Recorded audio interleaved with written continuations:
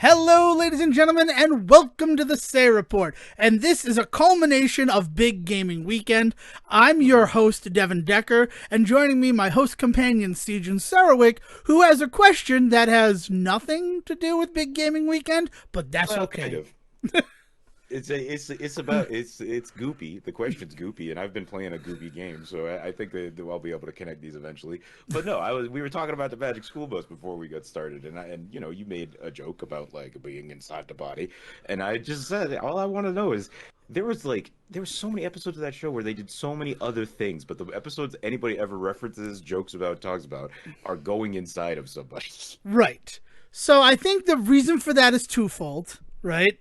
The actual reason is our bodies, as much as there's like space to explore and underwater to explore, each of our bodies is kind of an unexplored world.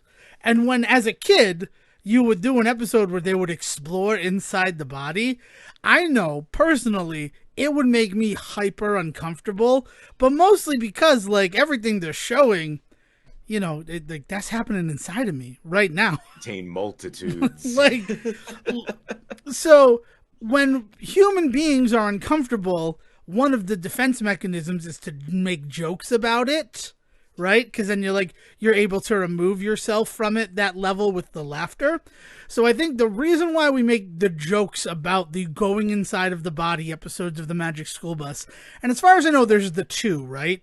There's the one where they go inside of Arnold, and the one where Ralphie gets a cold, and it's about how like ectoplasines work and everything, white blood cells, and how the body defends against a cold. Those are the two that I can think of off the top of my head.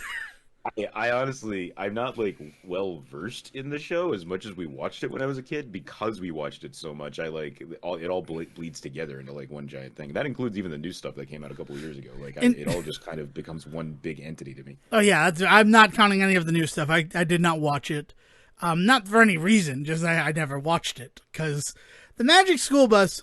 There's an episode that bothers me, and the one that always comes to mind for me is the one where they become salmon.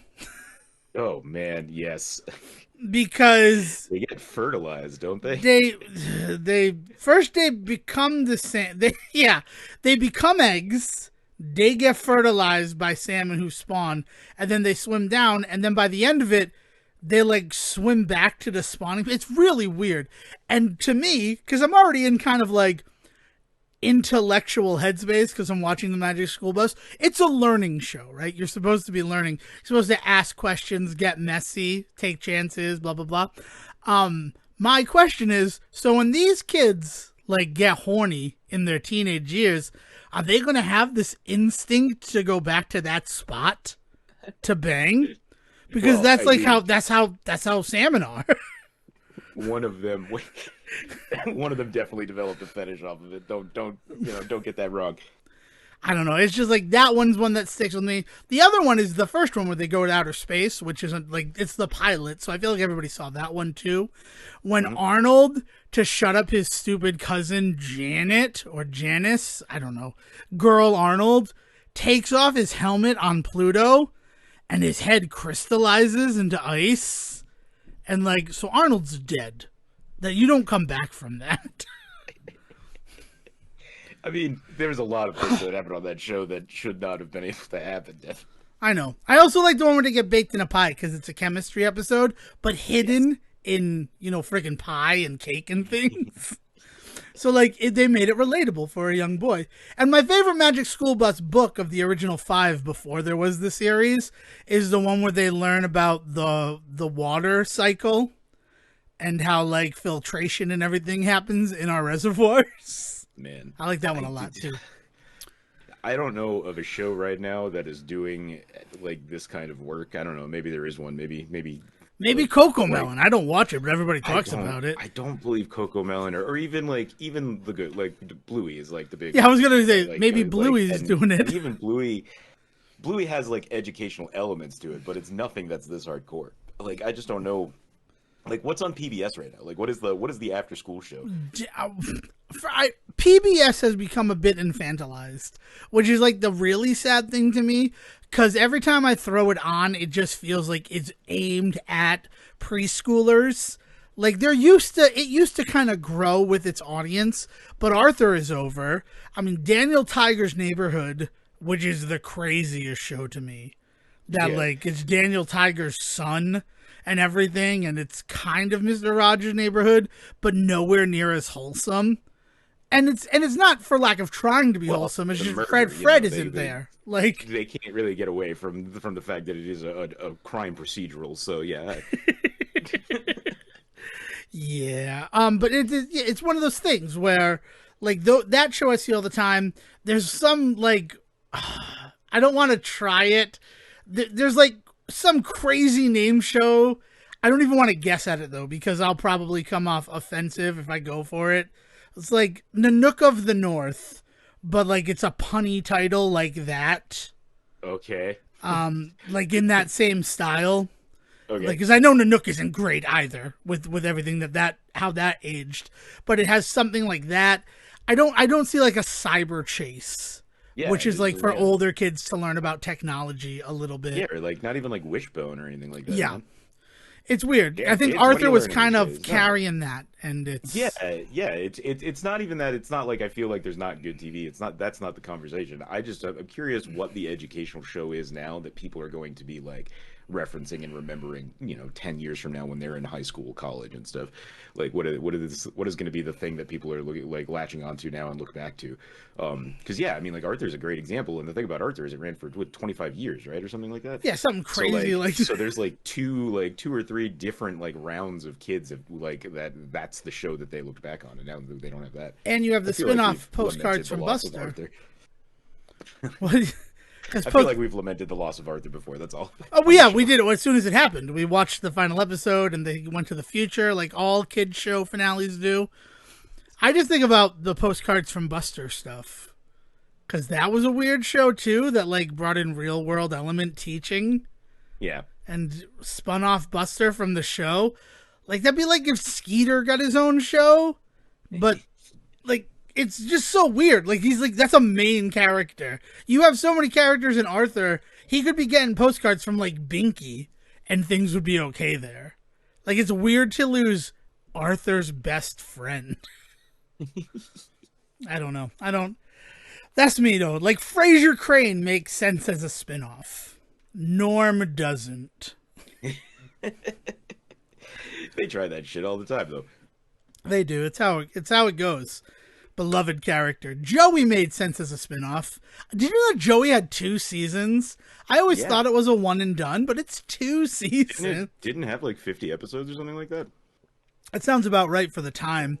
I'd Yeah. guess at least 48. Yeah, it actually was not the biggest flop that had ever been on TV for sure. No, that would be Cursed, later named The Steven Weber Show. People don't want high concept anymore in the 90s. I'm not sure what we're doing. We're supposed to be talking... Well, we're talking about the Magic School Bus. But yeah, I think that it's because, A, to make ourselves feel better about the Magic School Bus being inside of this child, we make jokes about it. But then, B, it's also freaking weird that, like, the 3rd grade class is going on a field trip into one of its members. Without the consent of that member. Like... Think about it. Oh man. Ugh. I mean, the thing is like that concept though has been something that has fascinated people for generations because that's also like the what's the name of the movie? Fantastic The sci-fi Voyage? movie? Yeah, the Fantastic Voyage and stuff like that, right? Like there's the idea of like shrinking down and going into the body and our own bodies attacking us. We are the horror is like a whole thing, which is the perfect way for me to move over into talking about the other big goopy mess I've found myself in this week, and that's the Dead Space remake, man. Wow, good for you. It's a wet game. Yeah, that's It is a pretty sloppy. solid way of looking at that, is that it's a wet game. Ugh, you made me feel all dirty. Yeah, I mean, play that game for like more than 30 minutes, and you start to kind of feel it like creeping over you. No, I mean, like to its, to its credit, like it is. Oh man, it's wild. Like how when they said they were going to be remaking Dead Space, it was like, well, of course you are with the success that Resident Evil has been having with its remakes and things like that, and I know that they had been I think Callisto Protocol was not a PlayStation exclusive, right? Or was it? I don't think I it kind of lost track was. of it. Well, yeah, that's the thing, No, right? that Is was it the issue. kind It of was a PlayStation exclusive. The production company ran out of money.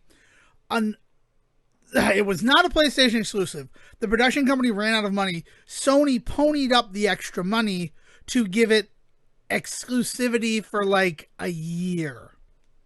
yeah, I or think something like that's that. it. I now remember, right? And then there was all of this talk about how there was a lot of so what ended up happening with the Protocol, I think part of the reason why we were having such a hard time remembering any of it is it fell on its face because it came out and it was a buggy mess everywhere. But apparently, and I've never played it on the PlayStation, so I cannot verify this, but supposedly the PlayStation version was the least problematic out of all of them.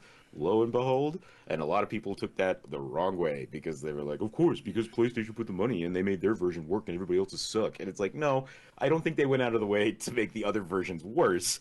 I think it's just because PlayStation was the one there with their money, and I'm sure the dev kits have provided and all of that stuff.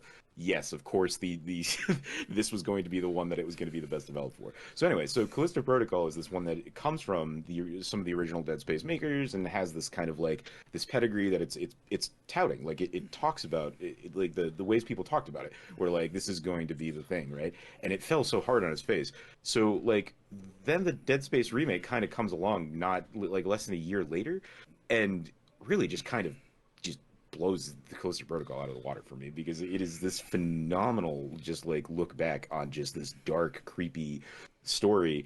And they add some elements that were like things that had come in like Dead Space 2 and you know some stuff from Dead Space 3, not like story elements or anything like that, but like just Quality of quality of life life. stuff. Yeah. Yeah, and so they bring some of that in when they do the remake. On top of that, it just looks gorgeous. I am playing it on PC, to be clear. I'm playing it on EA. I just it's been wild, kind of checking it out. I don't know how like into Dead Space you ever were, but the other thing is I'm not good at it, so I'm also not like playing it religiously because the whole combat stuff, which is just kind of the heart and soul of Dead Space, is still there, where you don't like you're not taking on enemies and like just headshots done, like move along like you are with say the zombies in a Resident Evil game.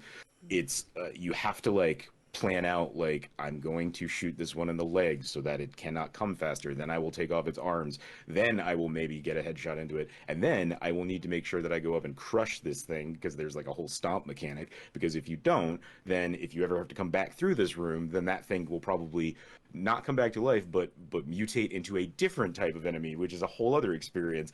The combat of Dead Space is so unique and so cool, but also just so difficult for my mind to grasp. Because my first move, I mean, when I'm scared, is just like shoot, shoot, shoot, shoot, and it's just like, okay, you're wasting ammo, you're not actually killing this thing. Oh, and by the way, it's gonna just come back later. Like there's also that whole aspect to it that I'm still struggling with, but that is purely something on just like me as a player. I just cannot play that game because clearly there are other people that play those games and just adore the combat stuff. So I think it's just a matter of my own brain. I can't wrap my head around it. So I mean, it's a learning curve. That's really what it is, and that's why I was when Dead Space was new, I was interested in it because of the idea that this isn't one of those games where you shoot it in the head. You have to Right. like remove the limbs so that you can properly kill something. Like that appealed to me on such a high level. And honestly, I don't know why I never got the game. Because it's third person perspective, right? So it's like Yep. an Uncharted. And I love the Uncharted games. I love that style of game. Going back Well, to like Red Dead Revolver, when I yeah. realized this is awesome. This is like the type of game I want to be playing in the modern world. It's Which also is got that really cool, just because you brought up the third person perspective. The other big thing that Dead Space does is it's got this really cool immersive look to it because things like your health are marked by the suit that you're wearing, not like a health bar on the screen. So like it is a health bar. You do see it going down as you get hurt, but it is something that is inherent in the world that Isaac Clarke, the hero of these games, he's wearing a suit that has a bar along the back that as he gets hit, it goes down. Same goes for the stasis, the like magic element of the game. You have the ability to freeze things, and you have a marker for that. Guns will have ammo counts like on them as opposed to there being so like the UI is almost non-existent other than what you see in world. So that's also like another big thing about it. And again, to their credit, it looks all amazing, you know? Yeah. And so it appealed to me. I don't know why I never played it though. Honestly, it's just one of those things where I'm like, I think I'm going to pick up Dead Space, and then I never did. So it like the remake is something I was interested in, but then I have the original 3 games on Game Pass. So it's one of those where I'm like, well, maybe I'll try them there first. And I just haven't had the time. I love the Game Pass, I honestly do, but I don't have the time to play the games because of everything else that I'm doing. Because it's a service that I pay for and I use. I always try to beat one game each month, but as a result of that, I beat kind of like the smaller stuff that I probably would have spent money on PlayStation, but I can play it for free on my Xbox, free. Yeah. Like, and I feel good about it. I've currently beaten one game per month on Game Pass for every month that I have had it. And that feels good because I'm definitely getting my $15 worth or whatever, $16 worth doing it that way. It works for me. But games like Doom that I want to play through, like, I feel like I don't have the time for Doom. I don't have the time for Doom Eternal. I have time for like small little, like well-maintained compact experiences on Game Pass, which is what has kept me from doing something like the Dead Space original games. Because I mean, it's a time sink for sure. Like you need to dedicate a certain amount of time to this thing, and if you don't have that, you know, and it's part of the reason why I've kind of dialed back. I mean, we've talked about this. I've dialed back on some of the services that I pay for in that regard because I realized like I'm not using all of these to their fullest potential. So I would better off paying for one for right now. That's PlayStation, and just leaning into that as much as I can. You know, and then that did get me through like 3 games of Mass Effect and stuff like that. So I'm not too disappointed right now in that. But you know, if I were to pick up Game Pass tomorrow, I would drop PlayStation because of this exact issue where I'm like I'm not going to have time to focus and I'm not going to pay for 2 services if I'm not going to be using them. But you know, man, I mean, it goes back to even with physical games. You know, remember the people would have shelves full. I'm sure you still do have shelves full of games, and you know, some of them still in the shrink wrap. Like they just sit there collecting dust because you don't play them as much. And it's once you start getting like too much stuff, right, and that becomes a real problem. And we just moved that all to the digital space when we started these services up. Yeah. Speaking of still in the shrink wrap, one of the big games I was excited to play this weekend was the Metroid Prime Remastered, and I'm just going to pull the Band-Aid now and say that I haven't played it yet. Okay. All right. And that is because I mean, we have to address it. I know that we have to address it. I'm nervous now in a way that I wasn't nervous the last time we talked about this. What happened with that game in terms of availability of product makes me very frightened for what the future of Nintendo physical releases might look like. Yeah. I don't know if I'm being insane saying that, but this is a game that posted at midnight on this past Wednesday and was already sold out at like every Target in Rhode Island. And I don't know how a game sells out before it's like even actually been on the shelf to be purchased. Yeah, I mean the question is like how many were available before they sold out, right? Like yeah, so the way that it works, and this is weirdly going to tie into something else that I sent you before the show, is the store is closed at 10. Target is closed at 10 p.m. Right? You can't go to Target after 10 p.m. I don't know of any 24-hour Targets in the area. I don't know if there are any 24-hour Targets. Is that a thing? Or is that like just the Walmart space? Like the Target Superstar thing? Yeah, I don't know. Especially after COVID and all that, when everybody was cutting their hours. Yeah, well, I don't even think Walmart is 24 hours anymore. because of what happened with COVID. So who knows? But yeah, so they close at 10 and then the stock is in the store and then it doesn't show as available until after midnight the next day. So at midnight when I log in to get this game, right, and it already shows as out of stock, that means that they never had it. Yep. Unless they had it and they put it out early, which would have technically been breaking street date, but there are some people who said they were finding it as early as the 13th physical copies of the game, which honestly, that makes sense too. Like, if it's available to purchase digitally and Target has it in the store, why not just sell it? Well, and you know, it comes down to what always happens in those cases where it's some person that just doesn't follow the protocol and doesn't know what they're doing.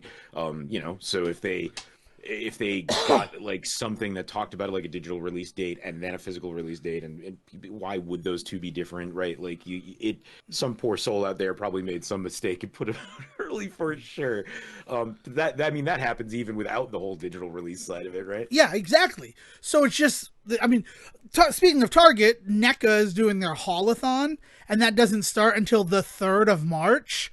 All of the product for haulathon went out this weekend. $600 worth of Ninja Turtles collectible stuff was put onto the shelves the week before Target, and this is a Target run event, right? It's them supposed to be hyping up for the month of March. It went out a week early. So if you're a person who is unaware of that, right, you're going to go there this coming Friday for the big event that they're sending emails about and that they're advertising in their, like, the Sunday paper. Had a thing about haulathon in it. That's how you're working. You're not going to find anything because the people at the store already put it out for purchase. Yeah, it's probably been snatched up by people.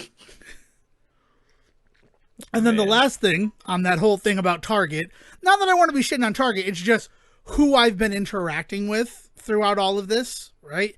I mean, I was able to get a copy of Metroid Prime Remastered, but only because I pre-ordered it at Best Buy. And lo and behold, during the pre-order, curbside pickup, please. This will be a curbside order. It says curbside 9 times throughout the entire situation. When I showed up on Wednesday to pick it up, parked in the curbside area, curbside is not available at this store. But I said I'm here for curbside. I'm at this spot. And then, no, sorry, you have to come inside. And I know that's not a big deal for me, right? But if I'm a parent who has a kid in the car, who is trying to avoid going into this store so I don't have to take my kid out of their car seat, that's a huge annoyance to me. Oh, yeah. If I'm an older person, like, who doesn't have great mobility. Mm-hmm. And I will say, I have to give credit where it's due. I'm parked in a curbside pickup spot, and there's someone parked next to me, and an employee comes out to give them their curbside order. So I flag them down, and I say, why is it saying that curbside is not available? And they're like, I don't know. Hold on. And they were able to get the order for me. So that's good. But, like, my big annoyance with Best Buy and their curbside is that everything that I will do will say curbside. Even showing up at the store to say I'm there for curbside pickup. I'm throwing shade at Best Buy, by the way. I said I wasn't showing shade at Target. I'm a little upset at Best Buy. Because this has been happening since 2021. Yeah. With Diamond and Pearl. Where before Thanksgiving it released and I did it for curbside. And, you know, the world was scarier in 2021 too. Right? It's not 2023 where when that happened, I'm like, I guess I'll just go inside. It shouldn't be a problem. But I did want to ask the person who worked for the store and brought out a curbside purchase that was about the same size as a Nintendo Switch physical copy. Like, I want to put that one on the record as well. Like, it's not like they brought out a big TV or something. Right. They brought out a small product. Because I could see it. We don't want to waste our time with small products. Right? I wouldn't be happy about that. But I could see it being the case. So that that was an annoyance. But then, when physical copies are, like, non-existent on this game, there's that part in the back of my head, like, should I open this? Like, is this a thing that I should open? Is that collector mentality that I'm not happy exists inside of me, but I want to wait to see if more copies become available before I open it up? Yeah, Like, I mean, but then the problem becomes, right, is that only a few people are buying these physical releases going forward, and companies, I won't just say Nintendo because other companies do this too. They start to realize that there's a method here that they can start to follow, where they limit stock, they promise, they overpromise, and then they limit stock, and then they also give you the out, right? Because you can always get the digital one if you want it. So there's like this weird element to it where it's like you feel like you can't really do anything about it as a consumer because they're giving you options, but like they are taking full advantage of you in this with the physical release stuff. And we talked about this a little bit last week, and I've been ringing this bell since yeah. all of this stuff started. Like, they're going to use this as an excuse to really start to limit physical stuff. I think that if that's what you're saying is your big fear, is that Nintendo's going to learn some bad lessons from this and start to really limit the stuff. I hate to tell you that, but we're already here. This is the result of it. Yeah, this feels like a result. That's what I'm trying to give you your proper with. Like, this is where I'm afraid of. You've been crowing that since the show started, that physical releases are going to start drying up. And at the time, it's been difficult for me to agree with because Dahl was working at GameStop, so it felt like there was no stopping there. But definitely post the pandemic, and now with this firsthand experience with Metroid Prime Remastered, Sejohn, you called it, and I'm kind of mad because what if you manifested it, well, not just called it? It's not that I feel like physical releases are going to go away entirely. It's that thing that you're talking about where it's going to become a collector's deal. It's going to become this thing where there is going to be just limited versions of this stuff out there, and not everything's going to get that. Some stuff is it's going to be pure digital. But I mean, like, the physical, the argument for physical goods, even in of itself, has kind of gone to the wayside, because one of the big reasons that people always said, well, I'll buy my games physically, thank you, I do not want to do the digital one because I don't know when they might pull that down, I don't know when I'll lose access, all of that sort of stuff. But if I have the physical disc, I always have the disc, right? No, because now, which has been the case for the last 2 generations of gaming consoles, you need to be able to go online, and it needs to be able to ping your license in order to actually let the game actually even run, right? And if they take down the licensing, so it reaches out and then it just says, hey, like, you can't play this game because we cannot get permission for you to play this game. And this has actually happened to me digitally with a couple of things from PlayStation Plus that I didn't realize when PlayStation a couple of years ago did their whole kind of blow up with Plus and tried to like break it up. And I mean, they're still doing it. It's broken up into like 4 different tiers now, or 3 different tiers now. There were certain things that I had gotten a hold of because when they first started, the other big thing that they did is they just kind of enrolled everybody in like the top of the line one, unless you said otherwise.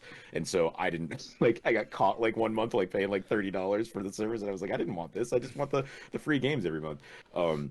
But wrapped up in that was a couple of games that I had snagged because I was like, I paid for it for the month, I might as well play what I can. And I didn't realize that when I went down to the lower tier, I was no longer going to have access to that stuff, right? And it's that whole, and they can extend that out to physical releases now. Because if you put a disc into your PlayStation 5, I guarantee you it is reaching out for licensing permission to make sure that you have, the permissions to play that. It's why you sometimes can't start certain games until you update, whether the game or the system and things like that, is because it needs to be able to do that. So, like, even physical releases don't even mean that you own your product anymore. Yeah, which is terrifying. Just straight up terrifying. Yeah. But yeah, and the other crazy thing is, I could understand the really insane thing about the Metroid Prime one is that it was a $40 physical copy. This was a remaster that was available for $40. And that's how much it is in the digital store. They could have charged for $60 for the physical, and people would have understood it, I think, on some level, because it's like they wouldn't have liked it. They wouldn't have liked it, but argued, I don't think. Yeah. Well, it wouldn't have been $70. It's going to be. So it's just the whole thing is this crazy example and test case of what they can get away with, and it really. Until we see more come into the stores, I don't know what I'm going to do with it. I honestly don't. I don't want to open it in case it becomes some weird collector's item, but also I'm not going to give them the satisfaction and purchase it digitally and like reward what they're doing. I don't know. I'm like excited to play the game, but it's like more power to you, man. I mean, at some point that flip is going to switch, though, right? Yeah, it's going to eventually it's going to have to. Right. And that's just a fact, and I understand that. But considering it was one game of three that I was excited to play this weekend, I'm like, I can wait. Especially when Grim Guardians Demon's Purge actually had like a countdown on the PlayStation Store, letting me know, oh yeah, I'm going to be available at midnight. It's not one of these games where you stay up till midnight, and then they're like, yeah, no, sorry, it's not going to be available till 10 a.m. tomorrow. Right. Whatever market we're releasing this in, it's technically midnight in Australia, so here Yeah. you go.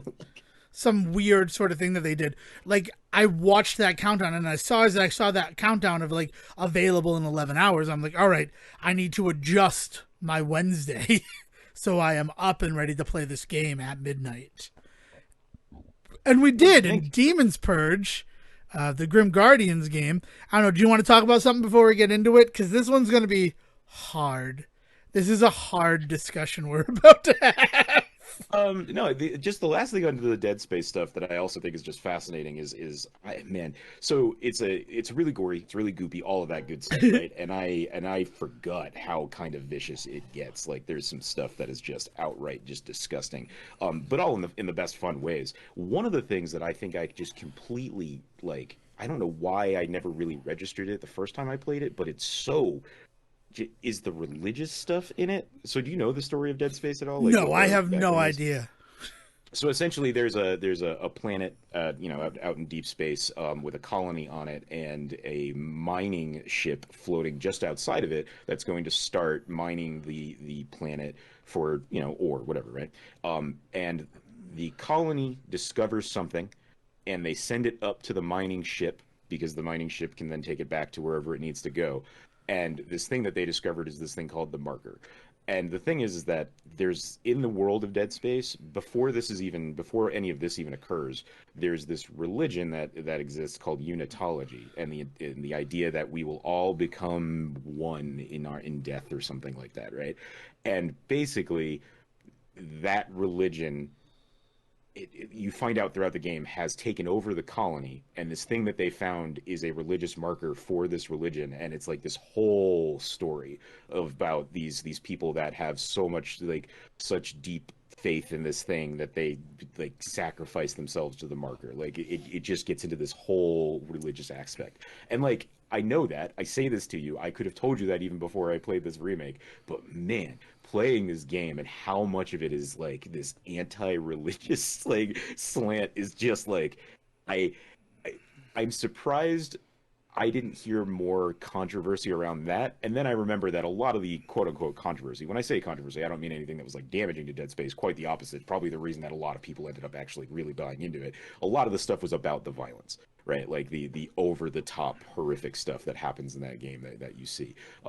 Because like characters in that game die and then they come back as these creatures. And so in that you have like these really gory body horror-esque like moments of like limbs extending longer than they should, and like pincers coming out of mouths and all sorts of gross shit, like and that is where a lot of the stuff focuses, right? Like a lot of the talk of this game focuses on the violence aspect of it, to the point where the entire story about this anti-religious story that's clearly going on is just completely left to the wayside. And I'm just very surprised in 2023 playing this game and being like, oh right, this entire thing is just this like fuck you to religion this entire time. It's like it's It weirdly sounds like they walked the line of that. Like being anti-religion is not an easy thing to be in America. I will say that specifically.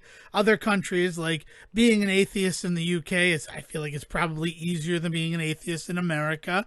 And if I'm wrong on that, please correct me.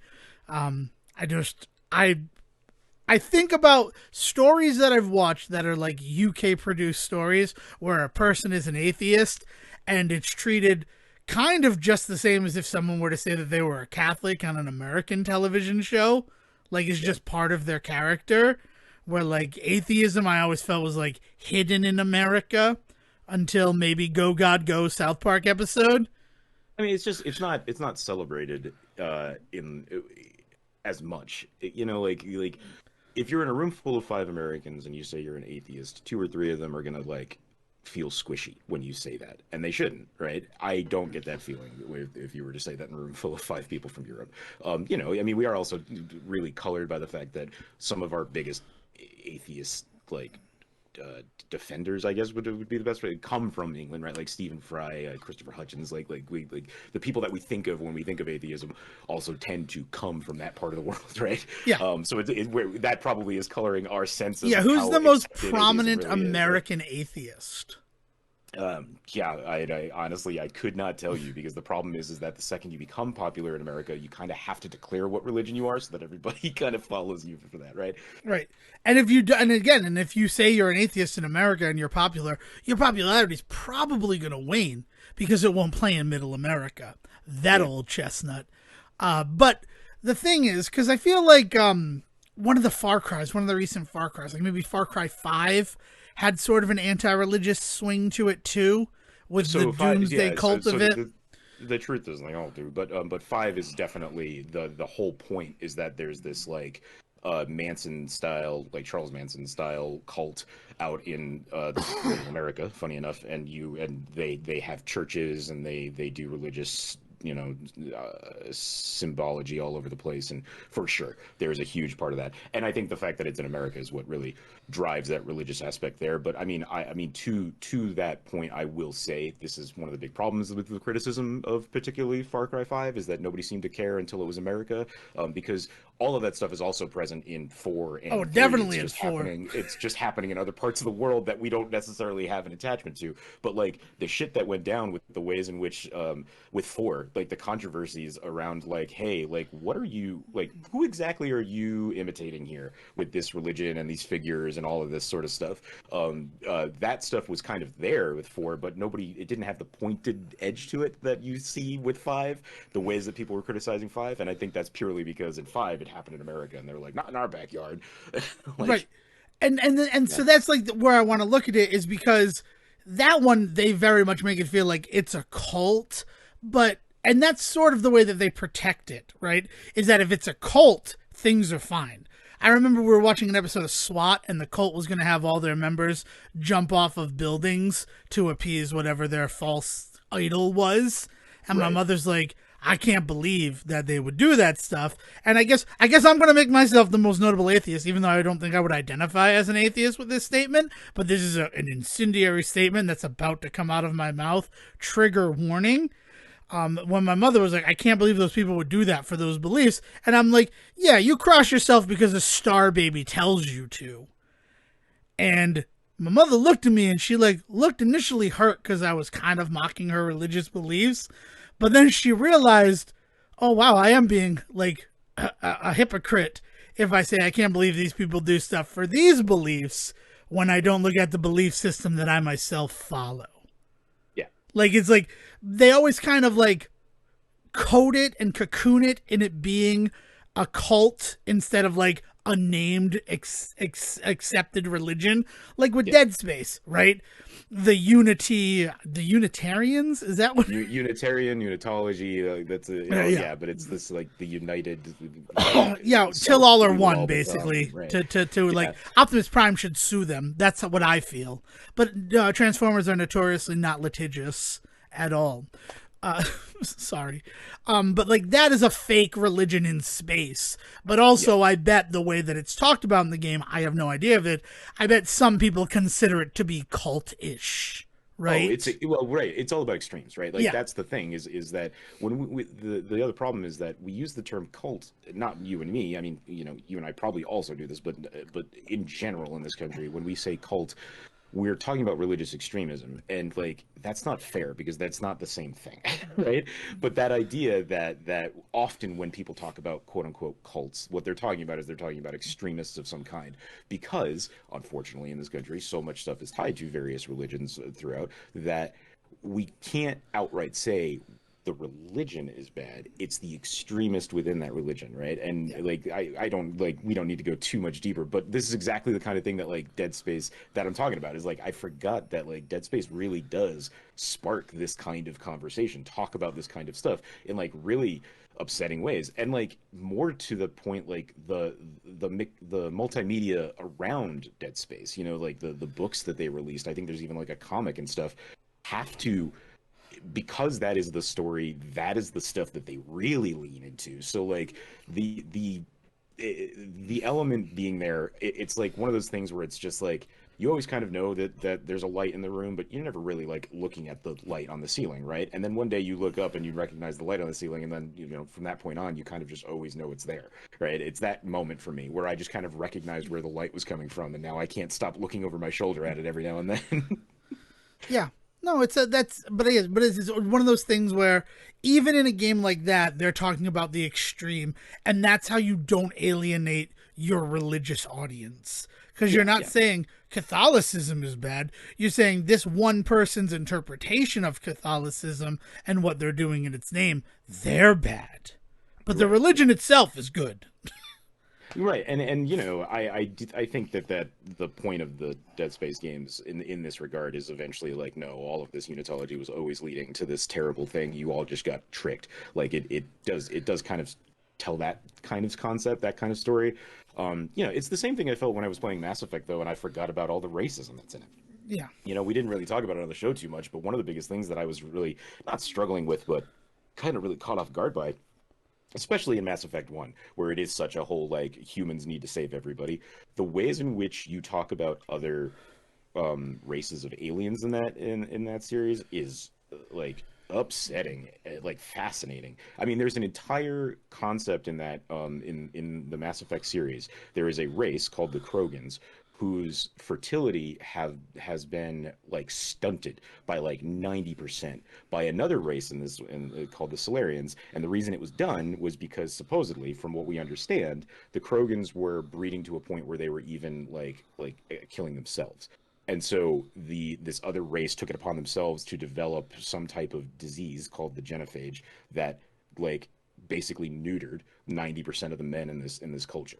And so like it's like this whole weird back and forth because they don't like the Solarians for what they were done to them, but there's also within the Krogans, there's also all this talk about those that can survive the genophage or the true Krogans anyway, and like there's this just all of this stuff, and it's just like disgusting, like to see this and the ways in which that plays into like one of the guys on your ship is a Solarian and one of the guys on your ship is a Krogan, and like do you take them on missions together and how do they talk to one another when they meet all these other people, and it's just wild, and like it's all over the place, and that's just one, right, that's just one interaction. There's all sorts of interactions like that throughout the Mass Effect series, and I just completely nobody ever talked about that stuff when Mass Effect was really big. Again, the stuff that they talked about were mechanics and things like that. It was never conversations about like what was going on in the story of it. And I find it fascinating here that once again with Dead Space, I'm discovering that like the cultural like love for the mechanics of that game I could recite, you know, like the back of my hand. Like I know people love the combat mechanism. I know people really love the whole suit aspect and like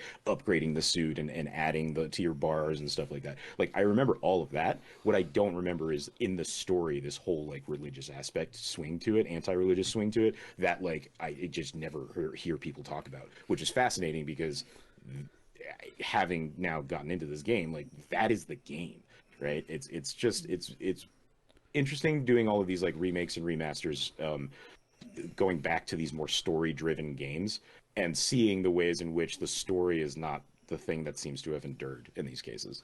Yeah, that's interesting. I mean, it tracks. I always I didn't I don't know how I didn't know about the religious aspect of Dead Space, because if I did, that would have been a sign me up right now sort of thing. I I mean love that it's so exploration. deep, it's so deep in the story that Isaac as a character is actually a survivor coming out of unitology. His mother was apparently a huge believer to the point where she ends up killing herself and Isaac's father to join the unity. Like she becomes an extremist and he tries to get her out of it, and it doesn't work, and it's like, so it's like literally part of his character that he hates this church, and then he ends up in this place where they have taken over, and so it's like a huge motivation for his character. It's wild how deep into the story it goes. Yeah, that's awesome. That's I have no idea about that, and I love it. Like, I absolutely love that whole exploration. And it's one of those things that, like, I'm probably going to shuffle it up higher into the rotation to give it a try. Because I think you should. I mean, even if you're just going back to the old ones, like just check them out, because there's definitely some stuff in the remake that people have noted as blunted, but like there was something about the crunchy, like gross, like graphics of the old PlayStation, the PlayStation 3, I think is when it came out. That's what people really are like. There's some stuff that they're missing because it's too glossy now, and that's why I was joking that it's a very wet game, because everything is just so shiny, you know. But if you could play that new one with some ray tracing going on, I bet you'll have yourself a good time. Cool. Yeah, I'll check it out. That you've sold me on that. And I mean, I'm gonna have games. I got to get ready for Resident Evil 4 once I finish all my big gaming stuff, which I finished. I ended up playing 3 games, right? So we're gonna have 3 games to talk about. I promise you that. But let's talk about Grim Guardians. Yeah. Because so, Sejohn, do you know anything about Galgun? The Galgun games? Like isn't that the one where you like shoot the panties off of people or something like that? Yeah, if there were going to be an elevator pitch, is a rail shooter and you shoot off girls' panties. Yeah, you just run around with like a milk gun or something and like shoot their panties off. It was really big on YouTube when it first came out because of the memes, like the joke. Yep. So like I do have some weird memories of that game, but I will outright here forcefully say I never purchased that game and have no interest in purchasing it. It was like a dumb joke at the time, and it has not aged in any meaningful way. So I knew that Grim Guardians was a spin-off of that series. I didn't. Here we go. All right. But so then I looked up, it's supposedly very tied into Galgun's Double Peace, or GGDP, or just Galgun DP. This is the level of the humor with that. Was that like the weird sequel that came out? Because I know they made more than one of them. Yeah, there are 3 Galgun games, and then now Grim Guardians, Demon's Purge, another GGDP, is the 4th game in the series. I get you now. Yeah. So when I saw that it was a spin-off, I looked into the game that everybody's like, this is the one it's most closely related to, Galgun Double Peace, and I watched I watched a trailer for it, and then I stopped the trailer after 10 seconds because I was on a work computer. I was just like, oh, it's my break, and I'll do it. And I'm like, nope, can't. That's NSFW. So I will maybe never watch that. And I don't think I need to play the game because the trailer for Grim Guardians, it don't look like that's a part of that game at all. It looks like it's just taking these 2 characters from it and putting it into a Castlevania style world, right? I had no idea that they were related in any way. This is fascinating. Yeah, oh yeah, and it's and you wouldn't know that they're related to each other. I don't know, like it's in a weird way. Grim Guardians reminds me of River City Girls because there are a bunch of moments where they make fun of the tropes in the style of game that you're playing. Right. The 4th boss in Grim Guardians is a giant plant that's like its roots and stuff act as tentacles, and it has a girl from their... Oh, okay, I'll start from the beginning. So the main premise of Grim Guardians is that these 2 sisters, Shinobu and Maya, their high school is fused with a castle in the demon world by a demon that they've apparently had dealings with before, probably in one of the Galgun games, named Corona. Kurona, just to make sure that everything is out there and on the table. And this is a character that existed before COVID-19, based on the release date of Double Peace. And I can only assume that that's where she comes from, because that's Okay. what everybody says. So the two worlds are fused, and Shinobu and Maya are they're demon hunters, right? That's their whole job. So they decide we're going to save our school, and on their way through the school, all of the bosses that they beat, they find out are classmates who have been fused with demons via the whole fusion process of our two dimensions. Okay. The fourth boss that you come up against is this giant plant who's using its roots as like tentacles, and there is a student who is caught in the tentacles, and there's kind of a joke about hentai in that moment, where like Shinobu is like enthralled by like getting to see live action tentacle porn in front of her.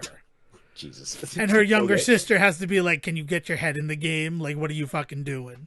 And it's like, just like you get ellipses for when she's supposed to say something. And Maya's like, "What's going on?" She's like, "Sorry, I was just enthralled." And she's like, "We need to get our heads in the game." So they don't ever say the word hentai or anything like that. And it's not like, there are like full screen paintings of stuff that happens in the game. That's not something that happens with this girl in a tentacle, right? So it's just like one of those situations where like, oh, we can inject this humor into it. Because like every game, I guess, needs to be hilarious now.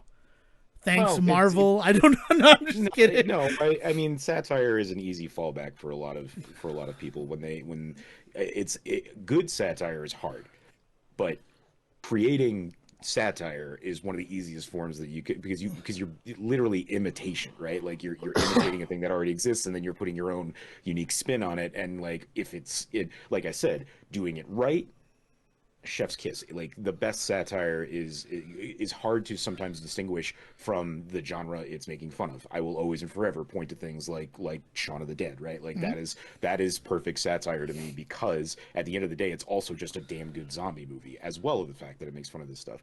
And so it's not that it's impossible to do this kind of thing in gaming, but what you're pointing to is that we now live in the era of like the golden age of indie gaming. Like the access people have to make their own shit is phenomenal, but it does put a lot of people in these weird positions where they suddenly have to realize, hey, there's more to making a game than just coming up with a good mechanic, right? You have to be able to like do more, and one of the things you need to do is, you know, slap some form of a narrative or reason onto the screen. You know, if you're smart, you recognize whether or not that's one of your strengths, and if you realize it's not really one of my strengths, then you don't focus too hard on it, and you get something like Vampire Survivors, where like there's definitely lore to that game, right? But it's not something that is so heavily leaned on that it kind of falls apart, right?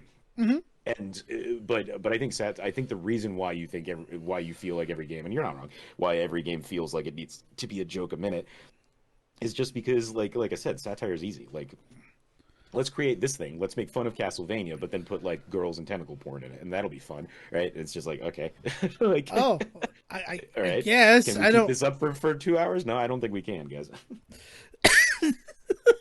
Sorry, you just kind of like cut right to the quick on that, and I'm impressed. That was good. Thank you.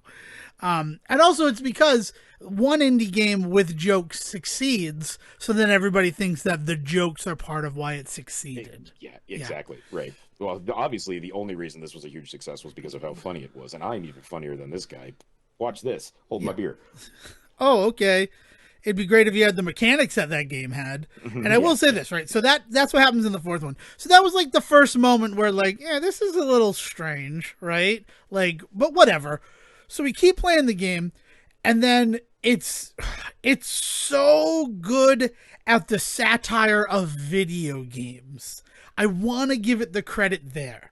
Because even though like the haha porn stuff, like, oh, tentacles, yay, is not great, the fact that after you beat the first boss, she is revealed that she's working with her older self from the future, and they send you back to the beginning of the castle. Like, there's no narrative for why when you beat Castlevania, you start at the beginning of Castlevania. So them actually giving a narrative reason why you're sent back to the beginning of the game is excellent to me. It made me very happy. Right? Yeah. It's like Ghosts and Goblins. Like, the narrative reason is you didn't have the weapon to beat the final boss. Like, so you have to go find it by playing through all the levels again. And that's the other thing. Everybody's mad at Grim Guardians because they all thought it was going to be a Metroidvania, and it's not. It's very linear, like Castlevania 1, 3, Super Castlevania. Rondo of Blood seems to be the one that a lot of people are comparing it to, and I get that, because Rondo of Blood, you play through levels multiple times, but it's all through the world map, and there are different paths to explore and different rewards for exploring those paths. So, like, Rondo of Blood is really good. What I would compare it to is the Curse of the Moon games, the Bloodstained, like, 8-bit spin-off games that there have been two of. This feels in a lot of ways like the third entry in that series, with the fact that you have multiple characters, even if it is just Shinobu and Maya and not the 8 characters. Maybe it's 7. Yeah, the 7 characters that you have in Curse of the Moon 2. Like, it just feels so... You have a character who can do this and a character who can do that, and you need to switch between them on the fly to do it. And also, there's a co-op, because why not? That's why I thought 8, because there are technically 2s and Getsus if you're playing co-op. Sorry. Just if you're the person out there like, why would he say 8? Please contact me, because clearly we think alike. Yeah, I mean, there has to be some element to these games that is clicking with people beyond just the porn aspect of it, right? Because that's why they are so successful. As we mentioned, there's multiple ones of the Galgun ones. Like I said, like, even I'm aware of this as somebody that does not go like seeking out right, exactly, porn video games. Yeah, and but this game everybody seemed excited about because it looked like this Metroidvania. Like, a lot of people didn't know about the connection to it. In fact, I watched someone get really huffy on a message board because someone asked if it had any of the, like, pantsuit content that the Galgun games have.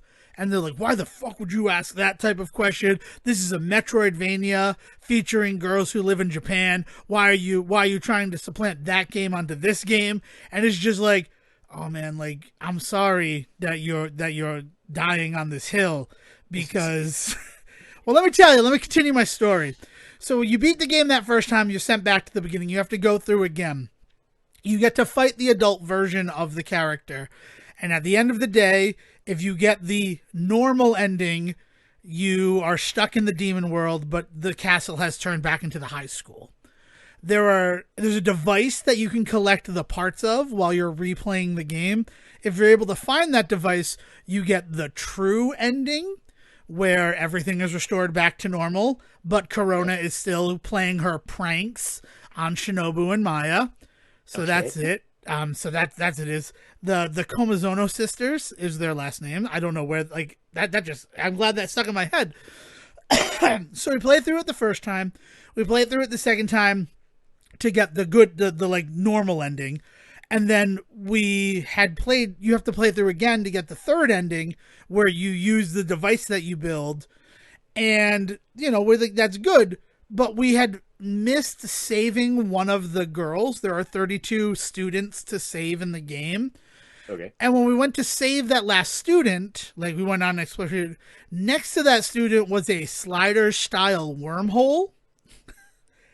And Shinobu puts her hand into it and pulls out a pair of panties after we saved the last girl. And she's like, what is this about? So there's a collection. There's the gymnasium of the high school where all of the girls are. So we go in there and we find the girl who has, like, the quest exclamation mark above her head and talk to her. And she's like, hey, you kind of have my panties. Can you give it back to me? So it's like, yeah, okay. And then they have this whole really awkward discussion, Shinobu and Maya, about the fact that neither of them are wearing underwear. And they believe, and Maya was like, so yeah, I haven't had underwear this whole time. And I kind of felt like it may have been as a result of the fusion between our two dimensions, but I didn't think to bring it up, like, until someone else brought it up. And it's revealed that all of the women who were in this dimensional merge have lost their panties. And the post-game playthrough is to find all of the missing panties. Surprise! And that was really, like, the moment where, well, let me tell you, no, I gotta be honest, because in the second playthrough, it's found out that this guy, Honai, who's the main character of Galgun Double Peace, and Shinobu and Maya. I don't know if they have a crush on them or if one of them is dating him. Like, it feels, I don't understand the relationship because I'm not going to play the game where I can get the answers. I have no interest in it. He is turned into a pillar within the castle, and he has special pheromone powers, which come from the Galgun game, because what he's technically shooting at them is his pheromones. Oh, great. Yeah, Awesome. That's gross, right? Let's just continue down this path, right? And I didn't know any of this playing the game, and I'm playing regarding like, this is really good, like good. It controls like a dream. It's in 120 FPS, which I did not realize until I played it single, because Dahl and I did co-op for the first 3 clears of the game. And he's like, so I can find the big bad. Yeah, he's yet to find the big bad, but I need you to find 5 items that would get a teenage boy's blood boiling. And so the 5 items that you find are a pair of bloomers, a swimsuit, a nudie magazine, Pheromone Z, which is an energy drink that is supposed to increase the pheromones of a person. And Nice. It's also weird dual marketing between Galgun Double Peace and this, because there's a Pheromone Z downloadable content for that game. And the whole thing when they're talking about it is is like an advert for it. Like, oh, it's brand new content that can... And I'm just like, okay, I don't know any of that. I don't remember what the last thing is. Oh, it's tights. It's a pair of tights. That's right. It's gross looking. So you need to get those 5 things so that he can use his pheromone powers to find adult Corona so that you can go defeat her. I forgot about that part too. That was another part where like, well, this is weird, but also like it kind of tracks, right? And like it's not we have to go collect the panties of everybody that we saved in the game and return them. And then it looks like once we do that, we'll be given bunny outfits to wear, and that's how you get the true ending of the game. Well, the alternate ending of the game, where the mirror, where you have to go to fight adult Corona, has a thing for bunny girls. So if you dress as bunny girls, you can just walk right through it. It's a great game until you get to this like weirdly adult out of nowhere content. You know, but this is like episode 1 for us when we talked about Shantae. Yes, we had this whole thing about like, man, just you get these like weird like cheesecake shots, which is not like why you're playing the game, right? Like it's like there's really good platforming going on, and then they just want to like shove in all this really weird hypersexual stuff, and you're just like, this is kind of ruining it for me, guys. And it's like you don't want to. There's also this element to it. It's like the idea of farce, right? And there being like, you know, it's sexually crude humor in this stuff. Like that's fine. Like it's not that it's crude or too sexual on its own. It's this weird thing where like the amount that is there, the ways in which it's presented, like the focus on it, the celebration of it is just too much sometimes. And like, where is that line, right? Like, at what point can I enjoy content like this for what it's supposed to be? This like funny, like, you know, because the other side of this entire thing is that there is an argument to be made. I'm not going to try and make it any further than just kind of present it. But like, there is an argument to be made that when the Galgun games were created and what this game is, like, they are making fun of video game and video game culture, right? So the idea of creating a bunch of like hentai waifus that run around that somebody hits with pheromones so that their panties fly off was funny and smart enough for the 10 minutes of YouTube content that a lot of creators got out of it, right? So like it did land in that way, but the problem was like then they made 2 more games of that shit, and then they made this one, and then they like the ways in which they really lean into it. At some point, you're like, are you still making a joke, or are you like really into this? Like the writer's barely disguised fetish meme image comes up. And it's interesting that you bring up Shantae, because I was talking with someone about the game. They listen, so hi, you know who you are. I don't know if you want your name said on the show. And they actually... Not in relation to this. Yeah, right? And they asked me, so it's a horny game. Is it horny like Shantae is horny? Right? So you bring up Shantae, And my response was, I think Shantae is technically hornier than this game. As weird as it is to be like going out and finding the panties, that is a fourth playthrough of the game quest. You have to have found the device pieces and be in the game with the device ending to even unlock that content and that discussion, right? Where Shantae, almost every single enemy is a half-woman monster with just ridiculous cleavage on display.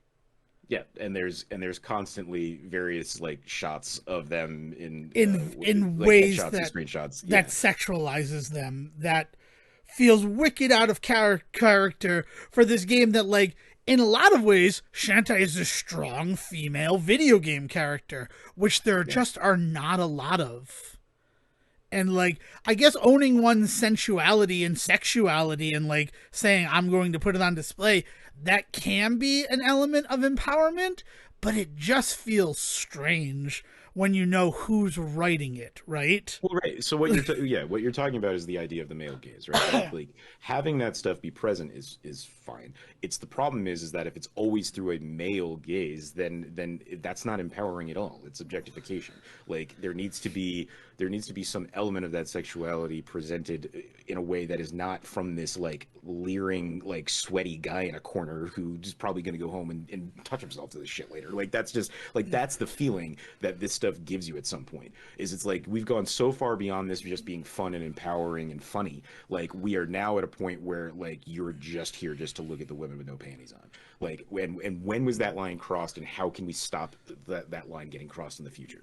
Like right, and I don't have an answer for that question. I just like that is the problem, at least from my angle of how you approach this stuff. And again, we talked about exactly this when we talked about Shantae. Is like that element of like at what point is this empowerment and at what point is this objectification? And like first of all, we're never going to be able to answer that in general because of who we are in the world. Because we are males who are gazing at these things. Exactly right. Like there's some element to this that we're never going to truly understand where this is coming from. We're just not.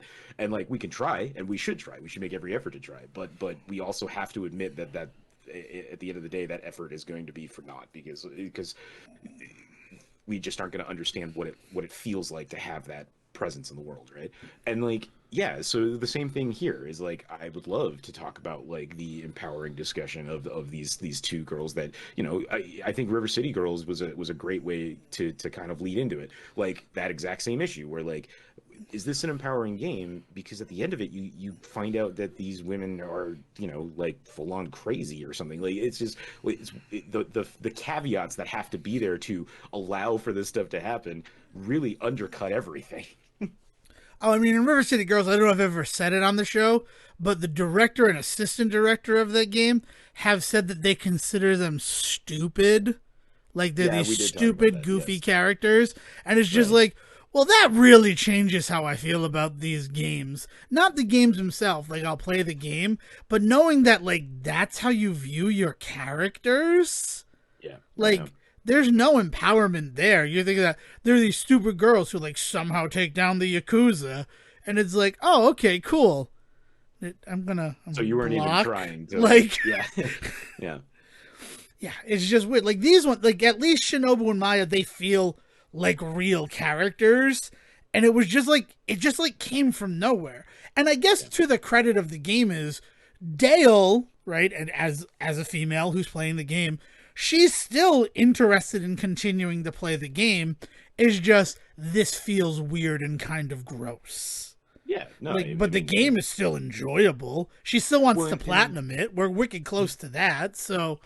Right, and good satire should not have to come with like an explanation, but in this situation it sounds like maybe they're not hitting it on the head. And with that in mind, I would love to hear what the creators of the game actually have to say about all of this stuff about Galgun and about this world and about their feelings on what they're doing. I'm curious to know where they're coming from, because it's not clear with the information that I have now. This is as somebody has not touched any of their games, so maybe there is something there that I'm just missing by not playing them. But I'll tell you what, if this is the way that their games are presenting themselves out in the world, I don't feel the need to play them, right? Like I said, like, good satire should not require an explanation. You should not need to be talked into like trying something out to see if you get it. Like, that's just not, that means that they dropped the ball somewhere. Yeah. And it's the thing, this game was a game that everybody was kind of talking about because of how much it looked like a Castlevania.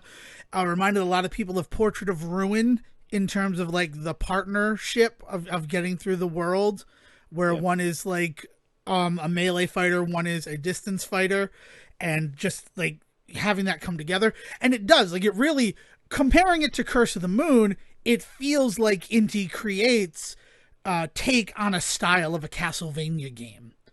And especially, like, you don't have a map when you're in the levels, and Curse of the Moon 2, you have to go through all of these different areas to find items in order to, quote-unquote, finish the game with 100%.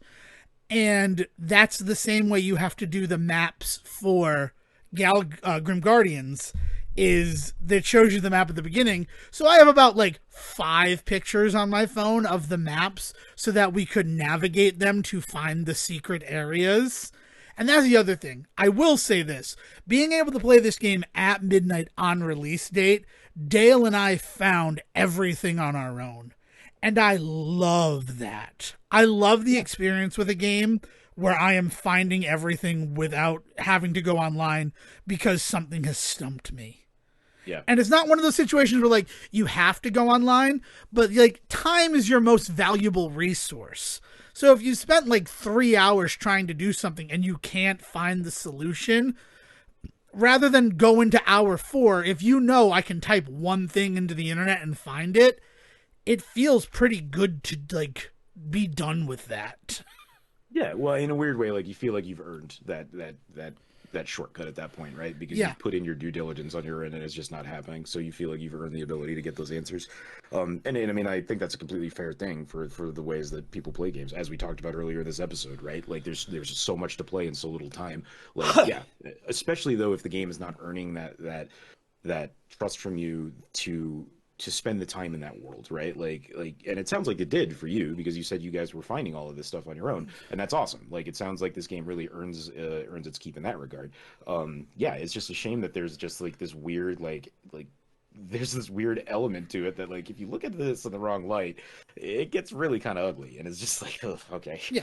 Like, I don't think I wouldn't recommend this game to other people. Like, that's the thing. I would talk about it on the show, but if someone's like, I'm looking for a Metroidvania, I'd probably be like, well, have you tried the Curse of the Moon games? Have you done, like, the Blaster Master Zero series? There's one game, but there's a huge caveat. Like, your first 2 playthroughs of the game is going to be fine. You're going to be completely okay with it. But when you get to, like, the 3rd, 4th ones, you're going to realize that there's some ugliness underneath the surface. Yeah.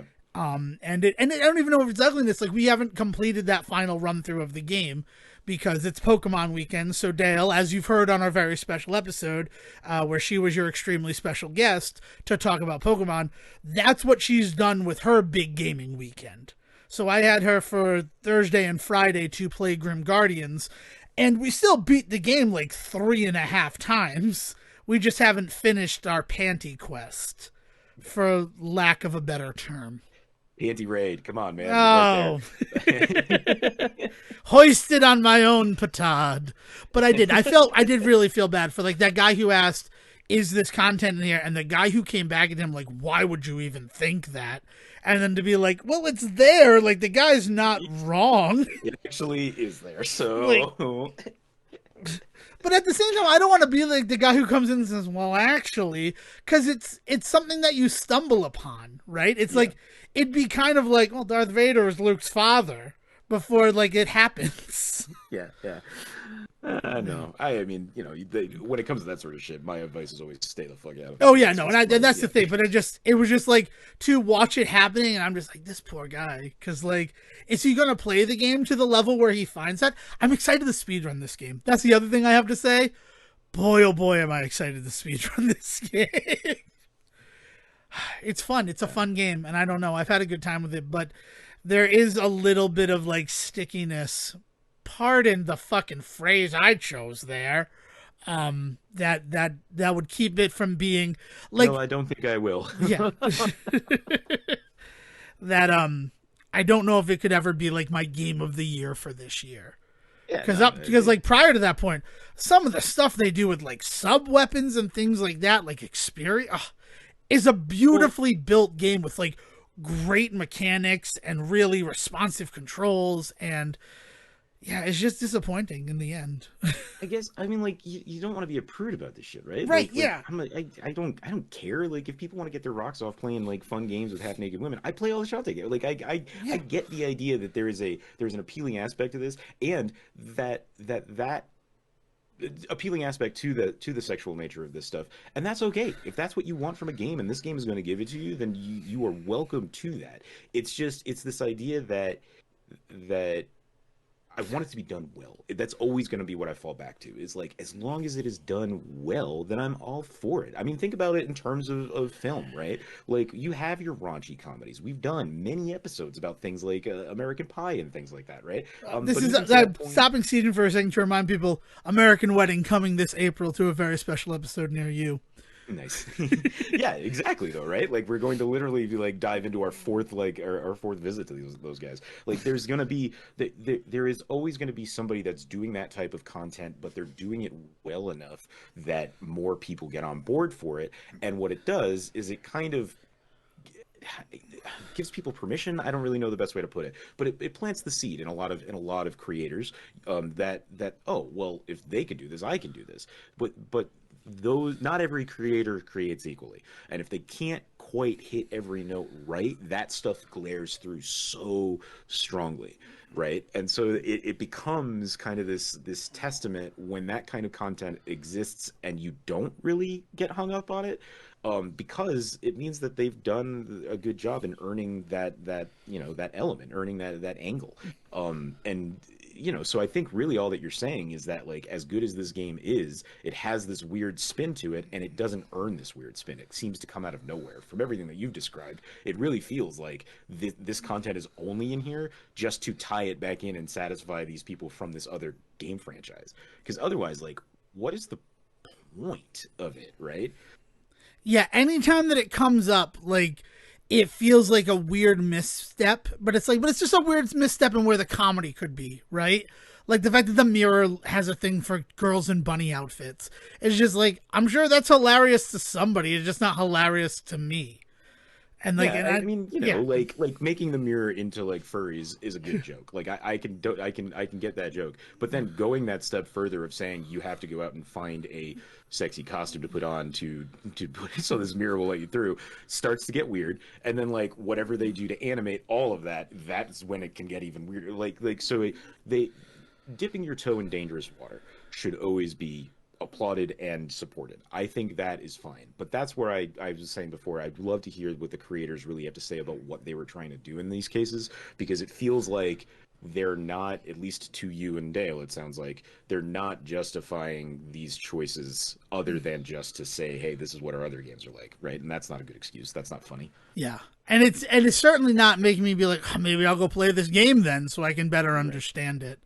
Right. I don't know. It's I'd also be interested to read some reviews, because I saw a couple of reviews, and I want to full complete the game. I want to do this panty raid quest and be done with it before I start reading reviews.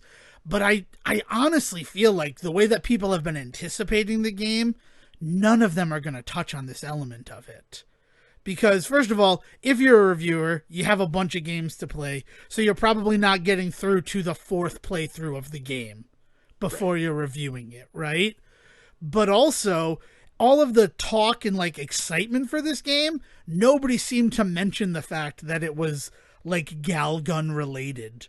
And like just beware that it's coming from this sort of not safe for work franchise. Yeah, I had no idea when we started this conversation that they were related in any way. Yeah. So that's it. So that's one of the games, and that's probably the game I've spent the most amount of time on. I think it's like 9 hours is Dale and I's joint file, and then my solo clear of the game is about 4 hours. So the 13 hours right there for big gaming weekend. Didn't do Metroid Prime Remastered. Kirby is what I should be talking about right here, but I have to talk about a limited run game that finally came in. A game that I ordered in May of last year. Hey, it wasn't a full year. No, that's true, right? May 8th, 2022, I ordered Snow Brothers Nick and Tom Special. Are you familiar with the Snow Brothers franchise at all, Sejohn? I mean, no, but if it's not in any way like a spoof or related to the Ice Climbers, then I'm mad. So I think it's called Snow Brothers because it's like the old Mario Brother game in a lot of ways. It's very closely related to Bubble Bobble in terms of what the game is. Oh, it's a style of arcade game that existed in the 80s where you have to capture the enemy in some way, and then once they're captured, you can defeat them. Is what the Snow Brothers arcade experience is. And then it went on to have 3 different localizations for the NES, the Genesis, and the Game Boy. So, like, it became this, like, really well-regarded game through that. Specifically the Game Boy version, in like, a turn of events that honestly surprises me. Because for the Game Boy one, since it's single player, and traditionally it was a 2-player experience, they gave it this deep lore. So all of the Snow Brothers, like, history and lore comes from the handheld port of it. And I would love if that were something that were to come back on the Nintendo Switch Online stuff. Like, if Snow Brothers goes up there, that would be awesome. Amazing. All right. So the closest representation of the arcade game is the Genesis game. And in 2019, me and my friend Justin, we found this game.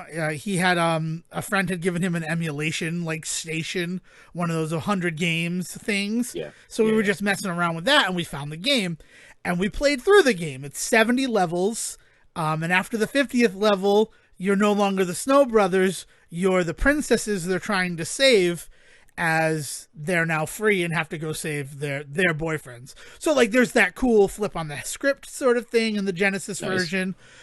So we played the game, and we had a blast doing it. Like, we were doing voices for the Snow Brothers and making fun of the enemies. So when I saw that this game was coming out, I ordered a copy to give to Justin as a gift. I figure it's May. Maybe it'll be in time for his birthday. If not Christmas. Turns out, random February gift for Justin. So we hung out. Justin and I hung out this weekend. And I gave it to him, and he's like, well, we have to play it. So we loaded in. It is a full remaster, reimagining of the game. I thought it was just going to be the arcade game. Every character has been redrawn. Everything looks like new and 2022 style. But it still has the arcade thing of, like, you're putting in a coin. So if you're going to play the game, you're probably going to finish the game, which I'm okay with that. Sometimes, right? Especially in a co-op, like, just kind of fun experience. And Justin and I ended up playing through the game 3 different times. Once as the Snow Brothers. A second time, they've added the whole monster mode where you can play as any of the regular enemies to go through the game. The caveat being you have to unlock them through playing through the game. They all have different clear conditions that allow you to play through them. And there are 2 question marks, and I have no idea what the question marks are, and all I want to do is know what the question marks are, Sejohn. Awesome. So we played through that on normal mode twice, once the Snow Brothers, once as a fish with legs called Yiren, and Pang Pang, which is a fireball, whose special ability is he can turn into fire, which He's already made a fire. He's a He's already fireball. a fireball. But okay, whatever. We did that on normal, and then we did hard mode.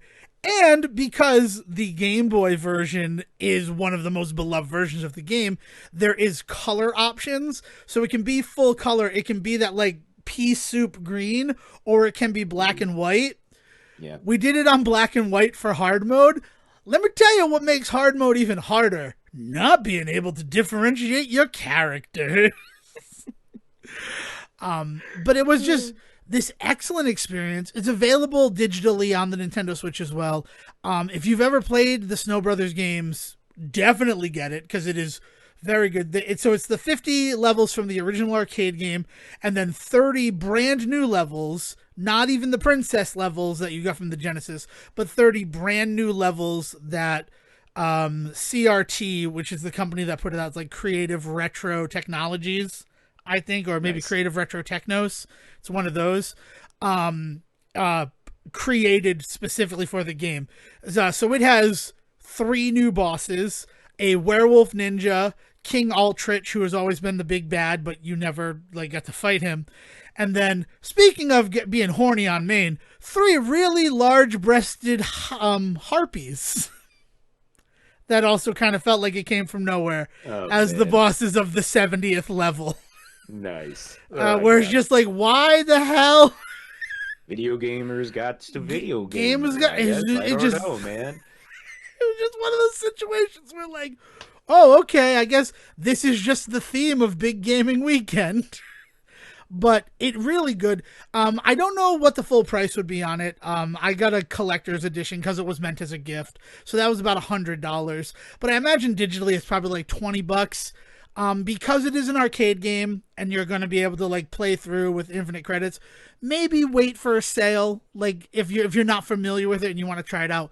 But if you're looking for a good old couch co-op gameplay, Snow Brothers Nick and Tom Special, probably what I would recommend going forward. They got online on that, or is it all just couch? It is all couch, unfortunately. Okay. Yeah, I mean that's the way of things right now with a lot of the Switch releases. So I'm not too surprised, but. But that's, right, if they were online, that'd be incredible. Yeah. So there's that. And then the last game, which is Kirby Return to Dreamland. Unfortunately, because I dumped so much time into Grim Guardians and Snow Brothers, we beat 3 times on Saturday. I've only gotten to do the first land of Kirby Return to Dreamland, but I'm not disappointed. I will tell you that right from the beginning of the game. Awesome. It is a beautiful little package. It is hyper vibrant. And I was afraid that it'd be slow, but it's not. It's like it's a good paced game. Like it doesn't feel like a Wii game, right? It feels like it's moving Switch speed, if that makes sense. No, I mean it does. Yeah. I never played it when it was on the Wii. Like I think we talked about this with Forgotten Lands. Like Kirby was just one of those things that just kind of went to the wayside for me. Like I love the character and I adore like the look and the franchise and all that stuff, but I just never really got my hands on any Kirby game past like, Kirby's Dream Land on the Game Boy, really. Yeah. Well, that makes Kirby sense. Pinball, I think at some point, but that was also Game Boy Advance, I think. Well, there are 2. The original Kirby Pinball is one of those like, oh my god, this is really good for a Game Boy games. Yeah. But no, which one had the what was it? The meter on it, the odometer. Kirby Tilt and Tumble. Tilt and Tumble, that's what I'm thinking of. Yeah. Yeah, that's a great game for the Game Boy Advance. That I really hope that games like that can function on like Nintendo Switch online sort of stuff.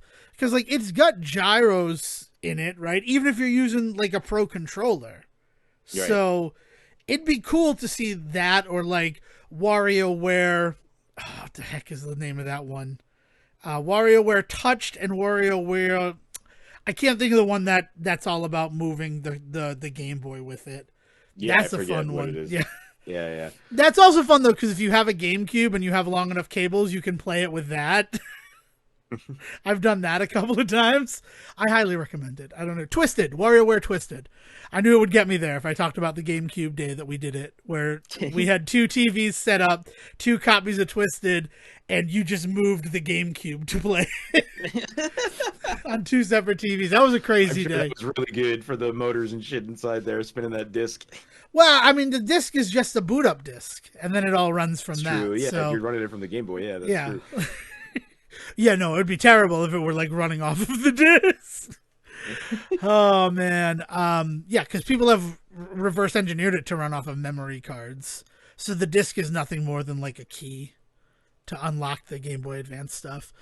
Right. But yeah, like that, like I would love to see that stuff usable on the Switch again, because like all those gyro games from our past, like they're essentially dead media eventually. Yeah, right. There's like no real way to recreate them once the batteries inside those carts die. Yeah. Yeah. So. Man, it's funny that you mentioned the gyro stuff though. Like, I got completely caught off guard by the Switch's ability to do that stuff in Pokemon this weekend. Listen to the special episode to get the full rundown on everything in that game. But one of the things that I adored in that, I still am in that game, is camping with your Pokemon. And when you go into camp mode, it becomes this like first person view of all of your Pokemon like running around the tent, running around the campground, and you can like call them over, you can toss a ball to them, you can like shake a stick at them, and it's really cute. It's how you build up friendship and stuff, right? In that, I've been playing it mostly on the TV, right? So, you move the camera around, you look around the campsite, everything's fine. I was playing handheld the other day, just had it at my desk, and I turned around because like the dog came down or something, and I looked down at the place at the Switch in my hand and realized that my character had like fully turned around in camp. I was like, whoa! And I did not know that you could just move the Switch around to look around like in handheld mode. So it like completely caught me off guard, and it was one of the coolest discoveries. Like I was like looking around it, and it was almost like playing like that. What was that Pokemon AR game that Pokemon Go, right? Pokemon Go has the AR. But there's a. But yeah, there's like this element to it of like looking around, almost like looking around my room and seeing my Pokemon. It was very cute and very much it hit me just right. So to talk briefly on the very special episode, since I wasn't there, but I've listened to it. The second you and Dale like kind of lost your minds about the camping element in Sword and Shield, it was when I'm like, it's good that I wasn't there. Because let me tell you what I have literally never done in Pokemon Sword and Shield: camp. I have never camped.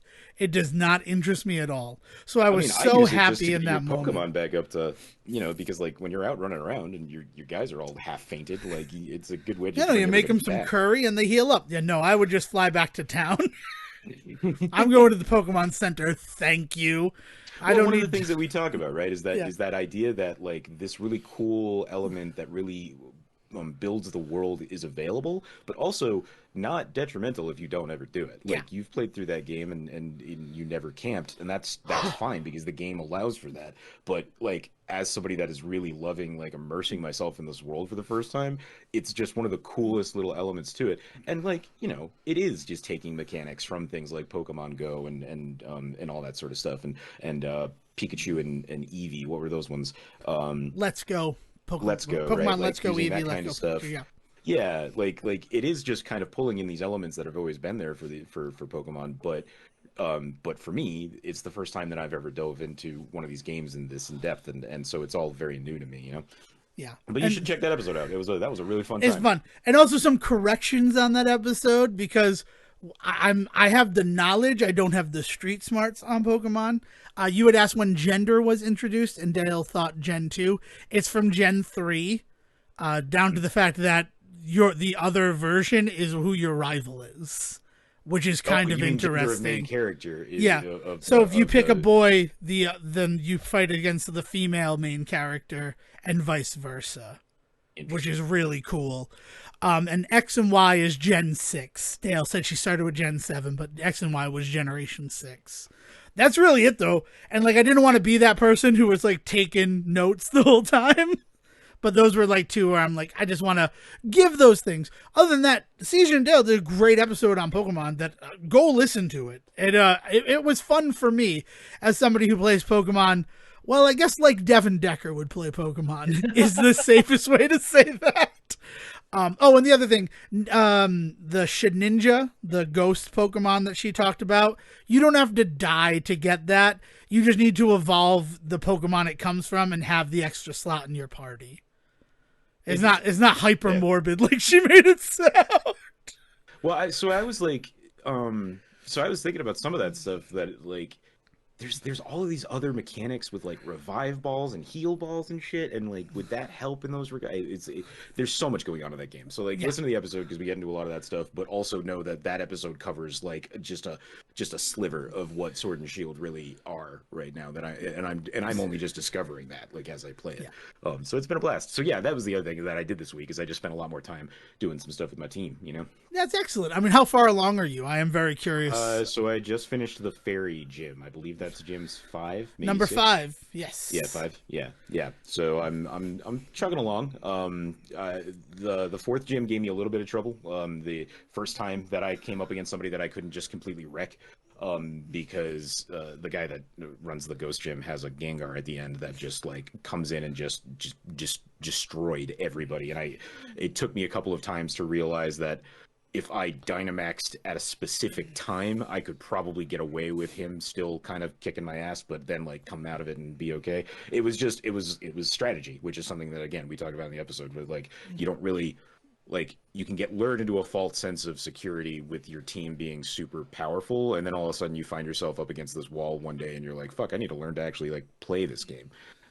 Yeah. That fourth gym, specifically in Sword and Shield, is sort of the Kingmaker gym, where you realize, oh, there is more to this game, because in Shield it's a ghost gym, in Sword it's a fighting gym, but both of them up to that point, like you really haven't learned what it means to fight against those types. Right. Yeah, you've just been kind of focusing on the basics up until then. Yeah. So cool. I'm glad that you're continuing with it. I'm glad that you got through the fairy gym. That's a fun gym.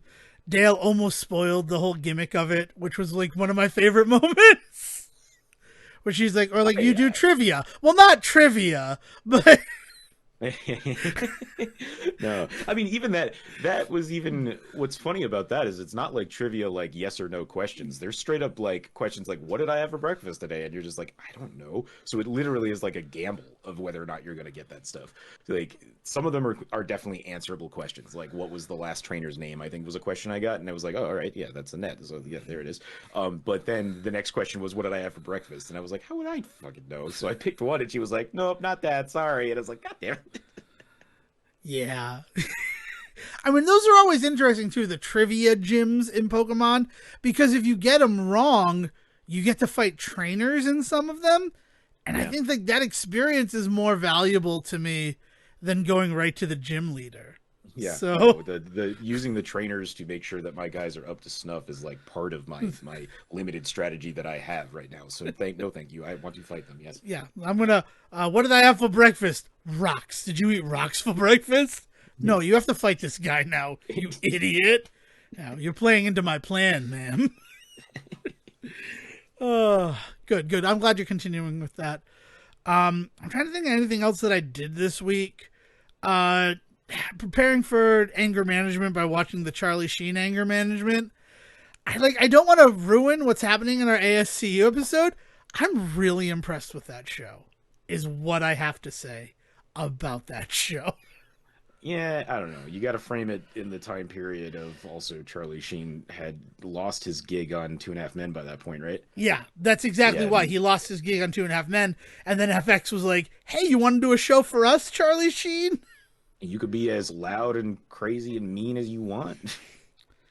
And we're going to talk about it more, but like I've been doing a lot of that. We finally like got into so anger management. This is a fun little thing that we're going to talk about in the ASCU too. So sorry if you're going to have to double hear this. He was given a 10 episode first season, and then based on the success of that, a 90 episode second season, so that they would get to 100 episodes and be able to sell it as a syndication package. Wow. Wow. So, like, the first 10 episodes, they're like a little, we're just kind of doing stuff, whatever. Now that we've started on the second season, like, it feels like we have cohesion and we have an idea of what we want the show to be. And it's like, yeah. And then, I mean, I'm going to have some requests for you when we're done recording about Anger Management, the TV show.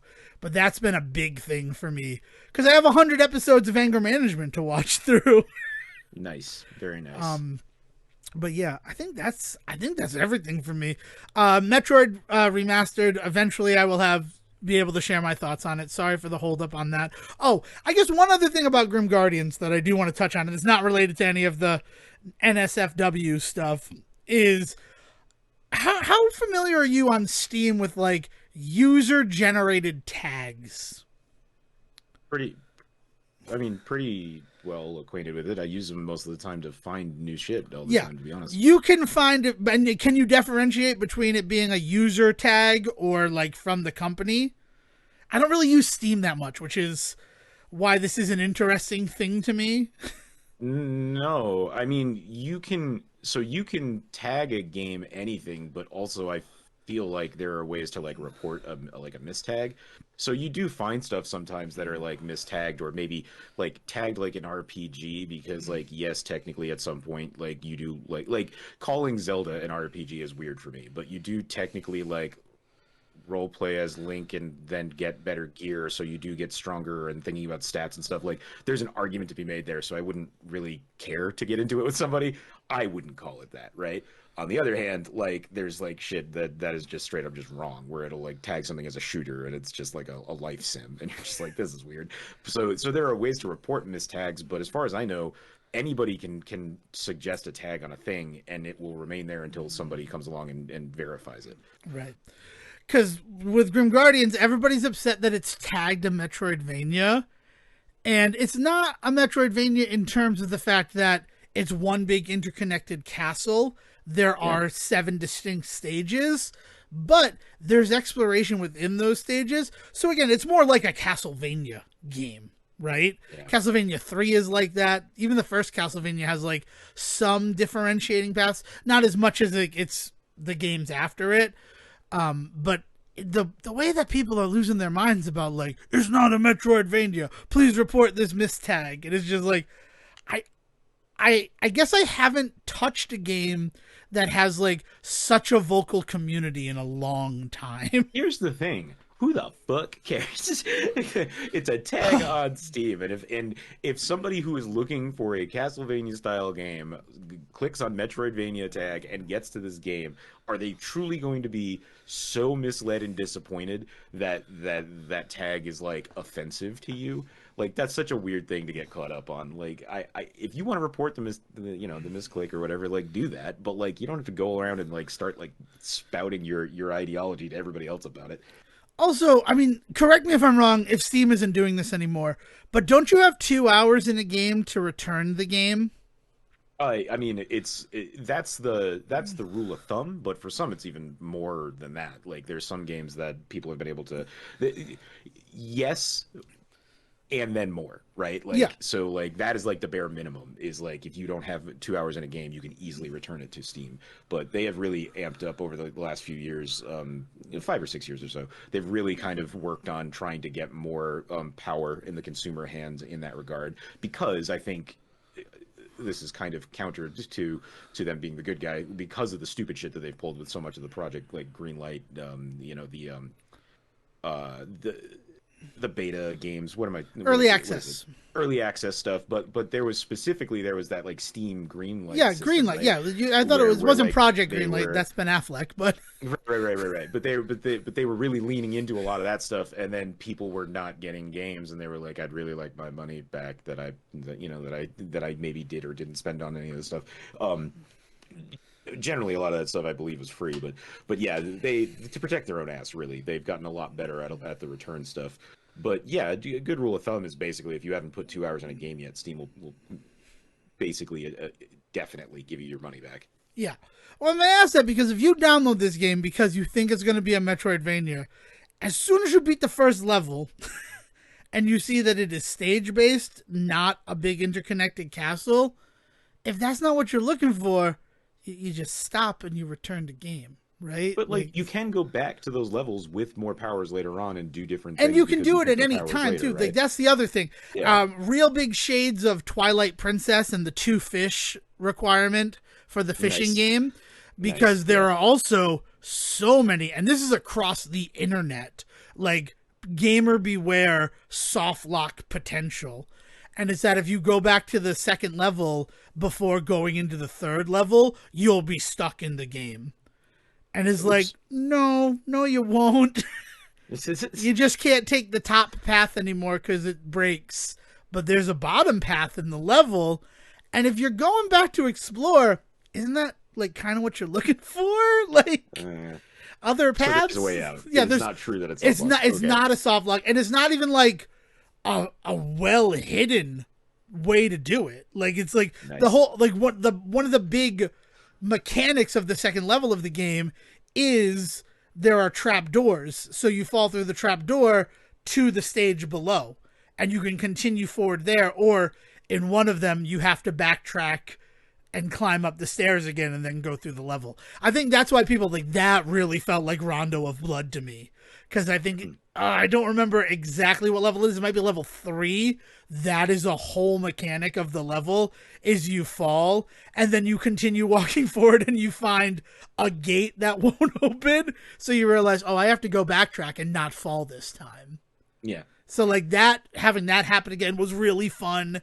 And the game, yeah, there's definitely replayability, because as you get the sub weapons, there are doors that you can break open and then go through. I mean, you're getting real fucking close to describing a Metroidvania is all I'm saying. Right. Like... So the reason why that people are upset about it is to them, to their definition of it. I mean, first of all, Metroidvania is a buzzword that was made up, right? All words were made up. I always feel the need to say that whenever I say a word was made up. But like, it's not like Metroidvania was found carved on the original stones with the 10 Commandments. It wasn't in the margins. It's a marketing word that people use to quickly describe a game to people. And yes, you are right that by incorrectly describing a game, you are misleading people, right? Mm-hmm. I believe that. But when you start to get into like nitty gritty, minute details of, well, this isn't beat for beat Castlevania or Metroid, so it cannot be a Metroidvania, is like, okay, calm down. Like at some point there has to be some element that makes this game a little different than that, though, right? Like otherwise, why am I playing it?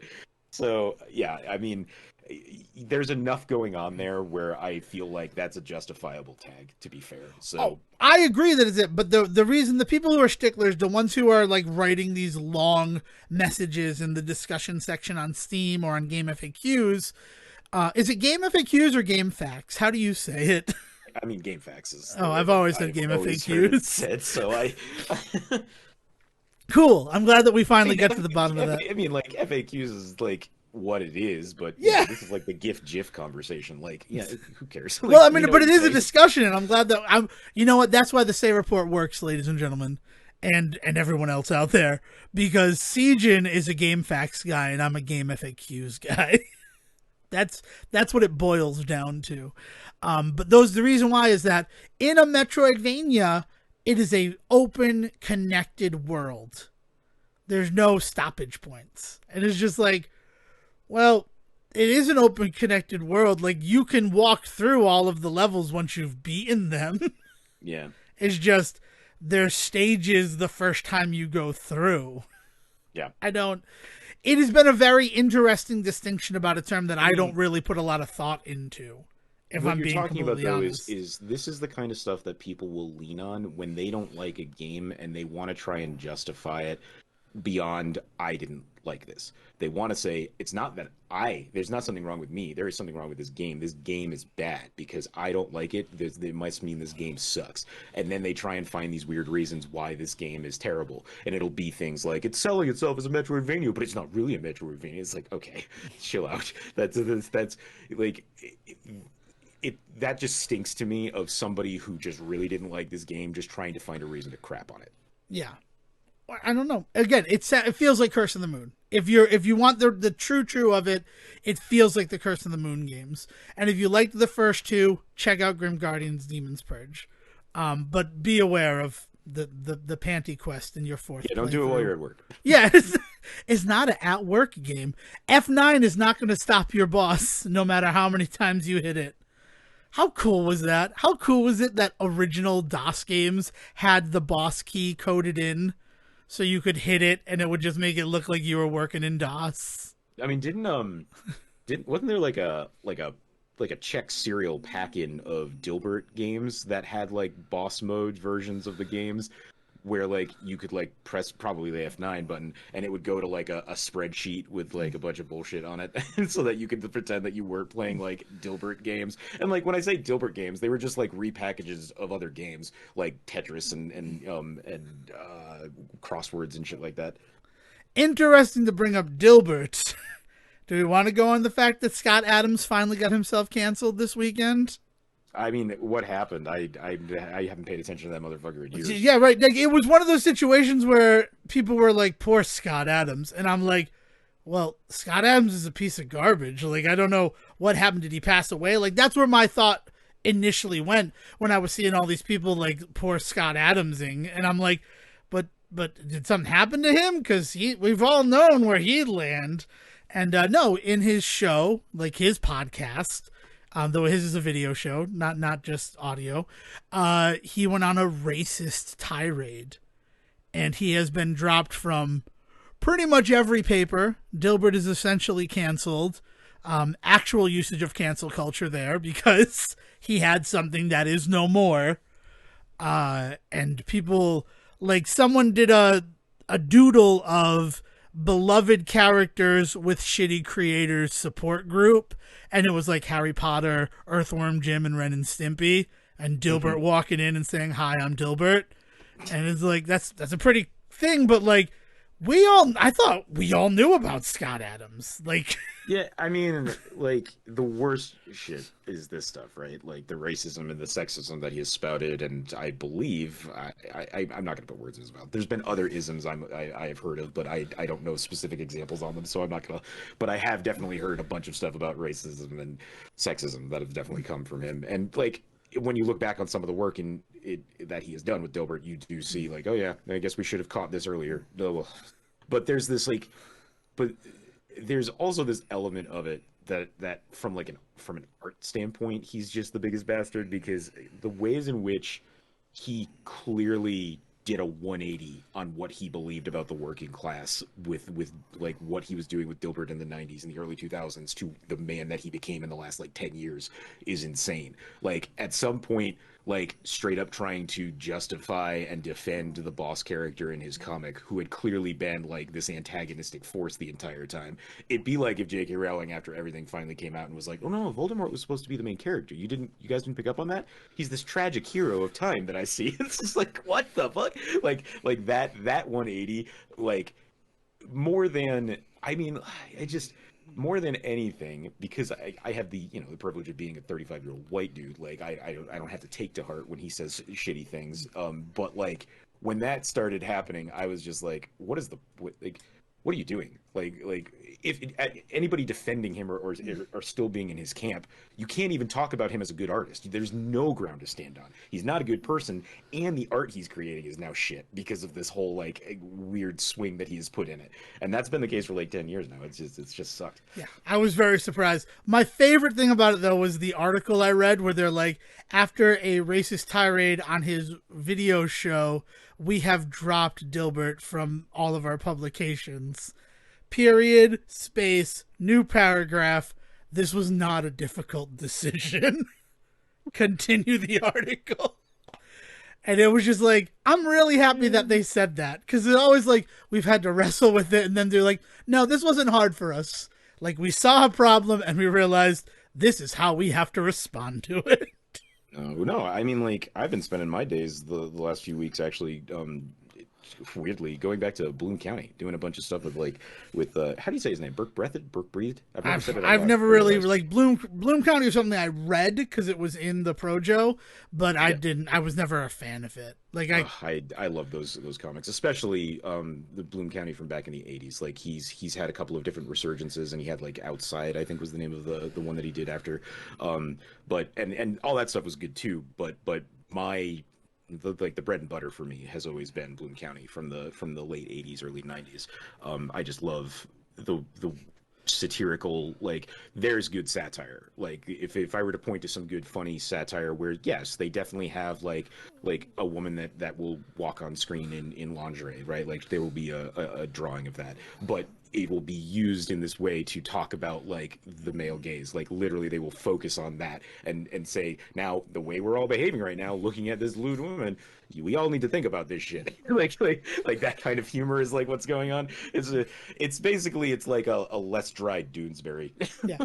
Yeah, that's the best way to describe it. What have we all learned from this demonstration? Yeah.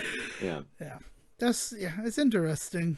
Yeah, that was the thing to wake up to, was the Scott Adams like finally coming down, and it's like, No, I I honestly, thought that had happened already. What? yeah, which is too much of my radar for that shit has been focused on all of the Roald Dahl stuff, and now apparently Ian Fleming. I don't know, but whatever's going on with that shit, and I don't know. I don't know enough about exactly what's happening to really talk too much about it, other than like the Roald Dahl estate has come out and said that there's basically going to be two versions of books out there now. So I mean, this show has always been in favor of making sure that you support like the traditional version of the art. Like the sanitized versions are never going to be the ones we recommend. Sorry if I'm putting words in your mouth, Dev, but I assume that's where you're feeling on it as well. Well, I just don't think stuff should be erased. Right. Like it's. I'm a big fan of what they put in front of the Looney Tunes stuff, where like this is of its time. Please understand that humor will be reflective of that. And the Roald Dahl thing, the big one for me was the people who wrote the original description of the Oompa Loompas, in terms of like, yeah, no, it was not great the way he described the Oompa Loompas. But then like the way that the publisher of the time said that the whole book sort of reads as a Victorian fantasy of what it meant to be wealthy. So the fact that the Oompa Loompas are in effect slaves that he has gone out into the world and collected, they didn't even blush at it, because it felt like it was reflective of that Victorian fantasy. Right. Like it felt like that's what he was writing. And it wasn't until the movie that people were going back to it where they're like, yeah, you need to change this, because Americans are not going to read a book that's written like this. Well, it's not even just Americans, like.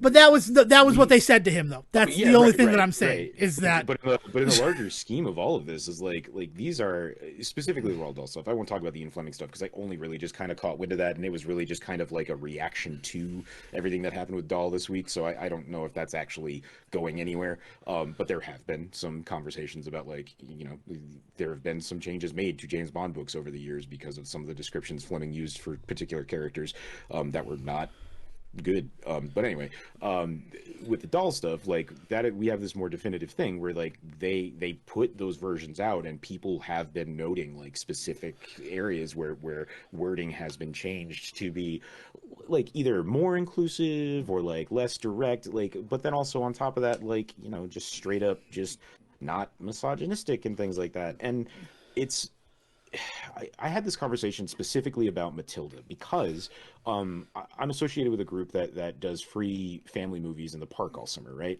And a couple of years ago, during the phase of trying to pick movies to watch, like I love like being there for those conversations because I love like talking about what movies haven't been seen in a while. I think we got like Independence Day up there, which was a really cool one. But then because Independence Day is a little edgier, they always want to try and like cushion it around with some other, more tame family films, right? Yeah. So we ended up talking about Matilda, and everybody there remembered loving the movie from way back in the 90s. But what we always do, and I totally encourage this, is go back and watch it, because we've talked on the show before about my fascination with The Dangerous Banger, right? Like that movie that you just love, but then when you go back and watch it, you're just like, holy shit, there's a lot of stuff in this that is just like unacceptable now.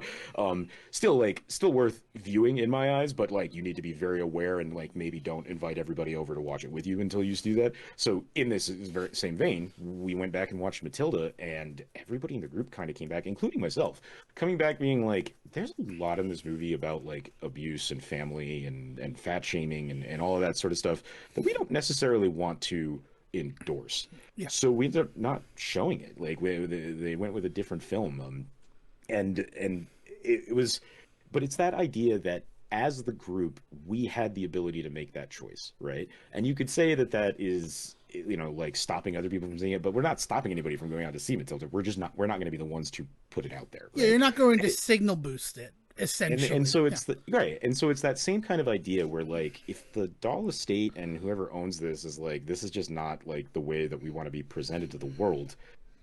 I mean, they do have the right to say that, but the idea that they would that we would lose that history is important too, right?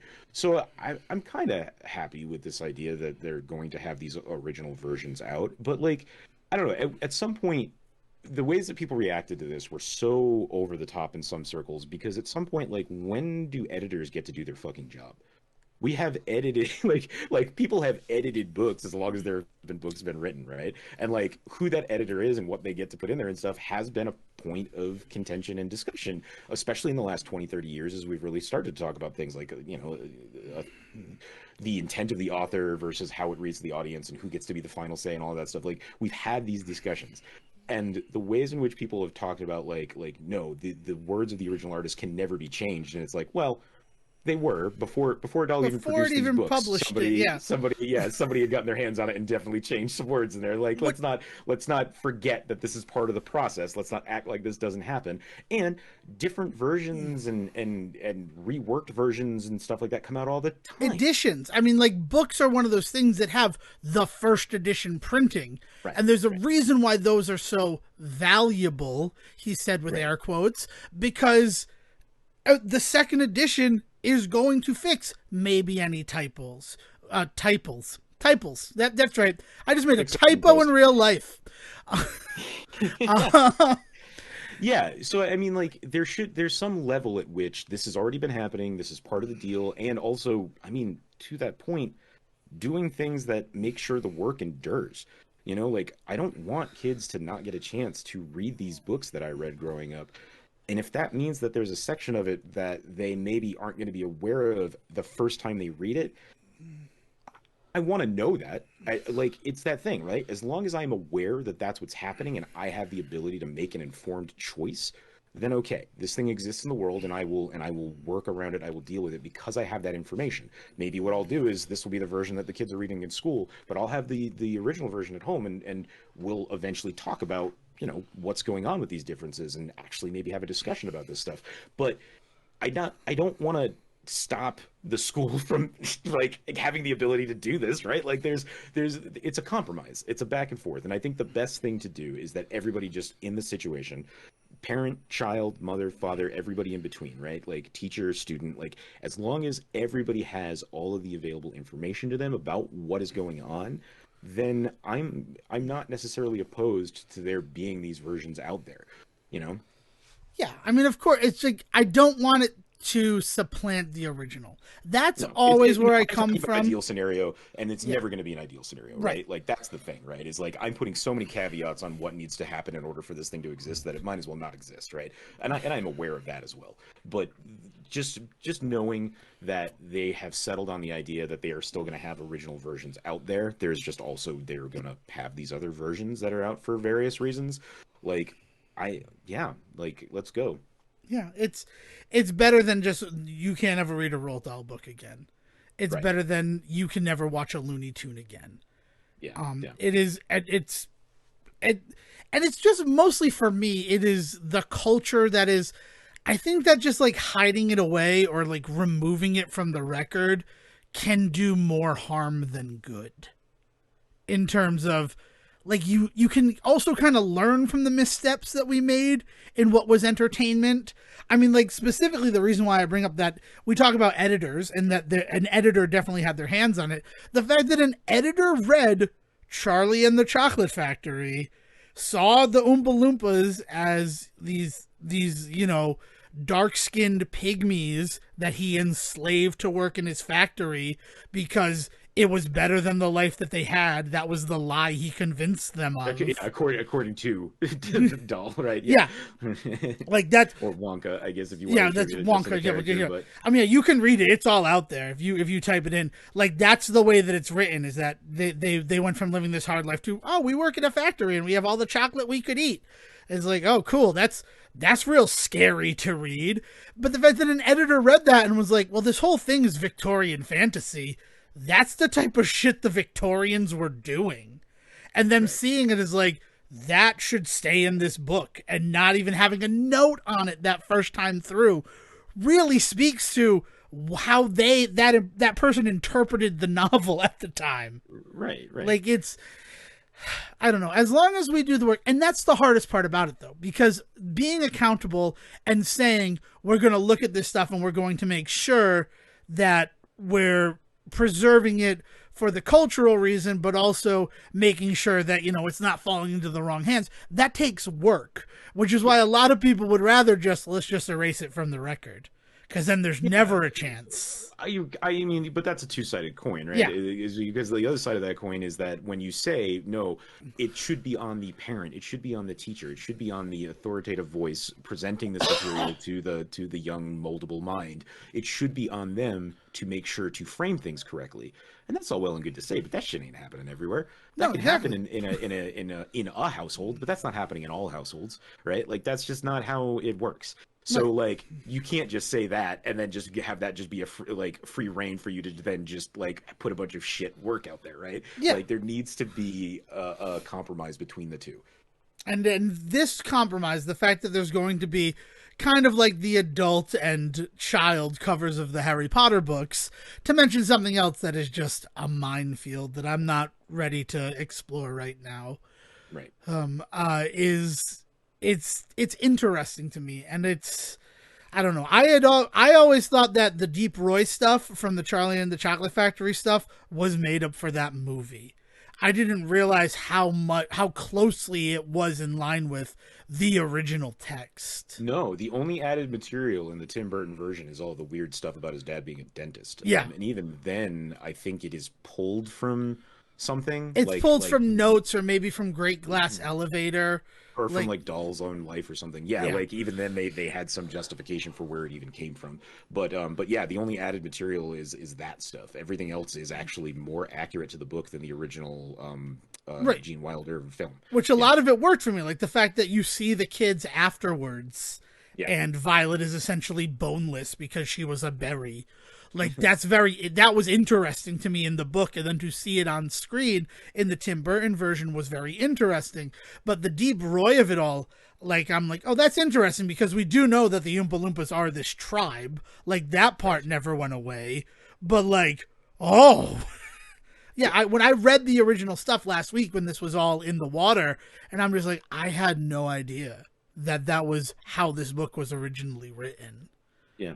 And... yeah, no, I think that would have been detrimental if, when I read Charlie and the Chocolate Factory at like 12, I would have been like, the fuck is this? Yeah. Yeah, it's you know, it's hard to come down on a definitive answer in this stuff on an individual level, right? And then add to that the whole like community aspect of just like everybody now having a voice on the internet and all this shit. Like, it's just we're creating we're asking a lot of questions that we know damn well don't have real answers, and so it just puts us all in this kind of just like angry state talking about this stuff. And I think that when all is said and done, as the dust settled, I think this solution right now is the best one for right now. And I mean, like, and again, I will say that on this show, I encourage people to get the original versions, spend your money on those. I mean, first of all, from a capitalism standpoint, if you don't go out and buy those versions, they're just going to use that as an excuse to later not do this again, right? The next time somebody says like, hey, you shouldn't be editing these things down without providing some context or something, they're going to say, well, there's no money in that. So we're just going to edit these things down and get the money and not worry about, like, we're lucky enough right now that the people involved in this particular situation seem to care more about their look in the world than they do about the cash. But the moral of the story is that, like, if this doesn't generate a bunch of sales of the original versions of Dahl's work, then that's going to be the excuse going forward to never do this again, Yeah. So go out, buy those original versions, even if it's just one. Pick one book, maybe one that you haven't read, and snag it. Yeah.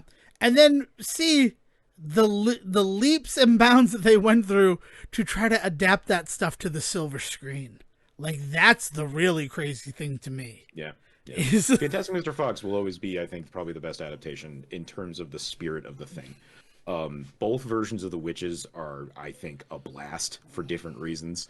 The Matilda is I adore that film still, but man, it really was eye-opening going back and watching it again and being like, man, did my parents like this when we watched it? Because like as a kid, I could totally see why you would ignore or buy into so much of this stuff. But as like an older person now, I'm like, man, what's going on in this world? Why is this child not being looked after? Yeah, but that's the book that too. Just came out. Yeah, the musical just came out, so that was where I was thinking on. I don't even know. It's been so long since I've seen Matilda, but Matilda was always very sad to me, even as like sad story. Yeah. All right. You know what I also don't like about the movie is that she still has her powers in the end. Like, I like in the book that as she doesn't need them, as she's being challenged, she loses her telekinetic powers. Like, because it's a really interesting thing is, like, that was her way of coping with her situation. So when she wasn't out of it... Yeah. And this is more to Dahl as a writer, and this is one of the reasons that I still think he's just precious. Like, I love... Is, like, that's not even the entirety of that story. That is just an element in that story. Like, oh, also she has telekinesis too. Like the bigger parts of that story are, for me, like when I think of Matilda, is I think about the school, I think about Miss Honey, I think about the family stuff. Like you say telekinesis, and I'm like, oh right, she has superpowers. That's like the whole point of that story. I forget that that's like the bit. Yeah, but there's so much going on. Like it's such an afterthought. It's not front and center in your face. I mean, like there's the obvious. Beetlejuice dinner scene sort of musical moment with her having telekinesis. Which really tracked. I mean, because Danny DeVito who directed that, so it all tracks up and down why he would do that type of stuff. But yeah, it is. It's not like a lot of the times when she's being defiant, it is before she knows that she can do that. Yeah. Like, so. Yeah, God, Matilda, that's the one. You know what? While we're talking about this, about time to wind it down and everything like that. But in terms of original intent and then what came later, the news that I Am Legend 2 is going to follow the alternate ending of the movie is wild to me. Yeah. Like, there are people who don't... I can't think of another instance in film history where the director's cut or a definitive version somehow led to a sequel that then, if you watch the original version, doesn't quite add up. Yeah, no, I don't think it's ever happened before. I mean, I can think of it like River City Girls 2 goes off of the alternate ending that was not there when you first played that game. So video games have done that forever because video games have always had that idea of the quote unquote true ending, right? And then which one are they gonna canonize when they make the sequel? I mean, that's the entirety of indie horror games right now, is people trying to figure out what the lore is, because you'll have 5 games and every game will have 6 different endings. So it's just like, well, which ending is the true ending, so that when I play the sequel, I understand which story. And that's when you get a bunch of guys online that are now doing like making full careers out of just folling the canonicity of video games. I would have said canonicity, but yeah, no, it's an inherent thing that's happened in other forms of media. And this is the first time I agreed that I think it is a film where the sequel is based off of the director's cut or the original ending. And it's really strange because the alternate ending for something like, whatever that is called, I Am Legend, was the original ending, and it tested poorly with audiences. So that's why, in a weird way of looking at it, the alternate ending is the ending that we got. Because that's not the ending that the director originally intended, or the screenwriter originally intended. I mean, no, it is literally shot, right? Like there is clips, because you sent me like the full one, right? Yeah. Like CGI in it and everything. It's not, It was tested with audiences. There are test audiences to them, that is the end of the movie. And, if they didn't like it, they're not going to go out and see it again. Whether or not it's their friend's birthday and they want to see the Dark Knight IMAX trailer beforehand. So they're going to think that the end of that movie is Will Smith realizing that he is their monster. Yeah. Not the ending that the rest of the world got, where he was able to create a cure at the expense of his life. It's wild. Yeah, it really is wild. Because it's like, I Am Legend is not one of those movies I think about. It was so big in 2007. Well, really 2008 because it came out in December of all months. It felt like it was such a big part of our cultural experience in the year 2008. Maybe not for you. Again, I'm going to be putting there, but like the people we were hanging out with, we talked about that movie a lot. It came up often. And yeah, well, I mean, the book was already something kind of in the water with our, we hung out with a lot of nerds, right? Like we hung out with guys that read these books. We hung out with like people that very much were in like we're gonna go see this, but we've already read the book and we know that the book is always going to be better than the movie. Like that kind of attitude persists. That's why we started going seeing things on our own on Tuesdays, Sejohn. Is because, I mean, like, but we are also guilty of it. I'm not. Oh yeah, no, we're not going to do it. But like, right? It's one thing to know it. It's another thing to like before the movie starts. It's already going to be inferior. Yeah. Definitely a lot of that attitude. And, and it wasn't just these people. That was the way that the large swath of our culture behaved at that time. Oh, yeah. Like it's something that we actively tried to get away from. Like you said, we would plan our own days away from everybody, not just our friends and family, but like we would go on Tuesday nights because nobody else would be there. We would go on Tuesday nights and we would drive 40 minutes away from the college campus just to be safe. But like, yeah, that whole attitude and the ways in which that movie really kind of sparked something interesting, because there was a large subsect of people that really enjoy that movie still to this day. They really enjoy that film. And I think it's one of the earliest examples in my personal timeline of getting to see something that is clearly different than the source material and just totally being okay and on board with that. Like it's rare when somebody can pull that kind of move and it still work for me. But when it does work, I love it because it's this whole other perspective on what could be happening. And so that's the other thing, is you said that they're going to go with this alternate ending, and I was like, oh man, that just kind of like, it really kind of negates some of the good feelings I have about that movie. Yeah. Like, you also need to consider, like, I always think about the producers, and you have to have a happy ending at the end. Oedipus gets with mom is, I believe, the line that Mel Brooks is a fucking genius for concocting. Oedipus won't bomb if he winds up with his mom. Yeah. It's beautiful, just beautiful. It's rhyme, it's catchy, it's clever, it's disgusting, it's everything. And like, that's the thing, like the medium of cinema, people don't want down, sad endings. They want to walk out of the theater feeling pretty good. So, like, it's not surprising that the change to I Am Legend is there's a cure and maybe civilization will be restored because of the actions of Will Smith's character, as opposed to, oh, I'm the monster. It also, the other big thing is that it was riding that wave, that Will Smith wave at the time, where he had like 10, 12 movies in a row that were just bangers. They were all just knocking off in terms of box office, and that's simply not the case anymore. So I'm very curious to see the reactions now to this one. It's there's going to be a lot to talk about with I Am Legend 2 if and when it ever happens. I'm very, very excited to hear about it. Like, that's the other thing, is like, I'm not opposed to this movie at all. Like, I want to see this movie. It's just wild that this is the choice that they're making with it. I think that's what it is like, we are far enough removed from that material that like, I don't have any like undying love for it. I don't dislike it either, though. So like, I'm interested, but I'm also not married to like them sticking to the like plot, I guess. I don't know. Yeah, exactly. It's one of those things where like, I'm so far removed. I haven't thought about I Am Legend until I heard about I Am Legend 2. Yeah. And it's because I became exhausted with it having the discussions in 2008. Because in addition to the people that we were hanging out with, I was working at a video store. So I heard everybody's take on that movie. Yeah. And it just was like, this is tiring.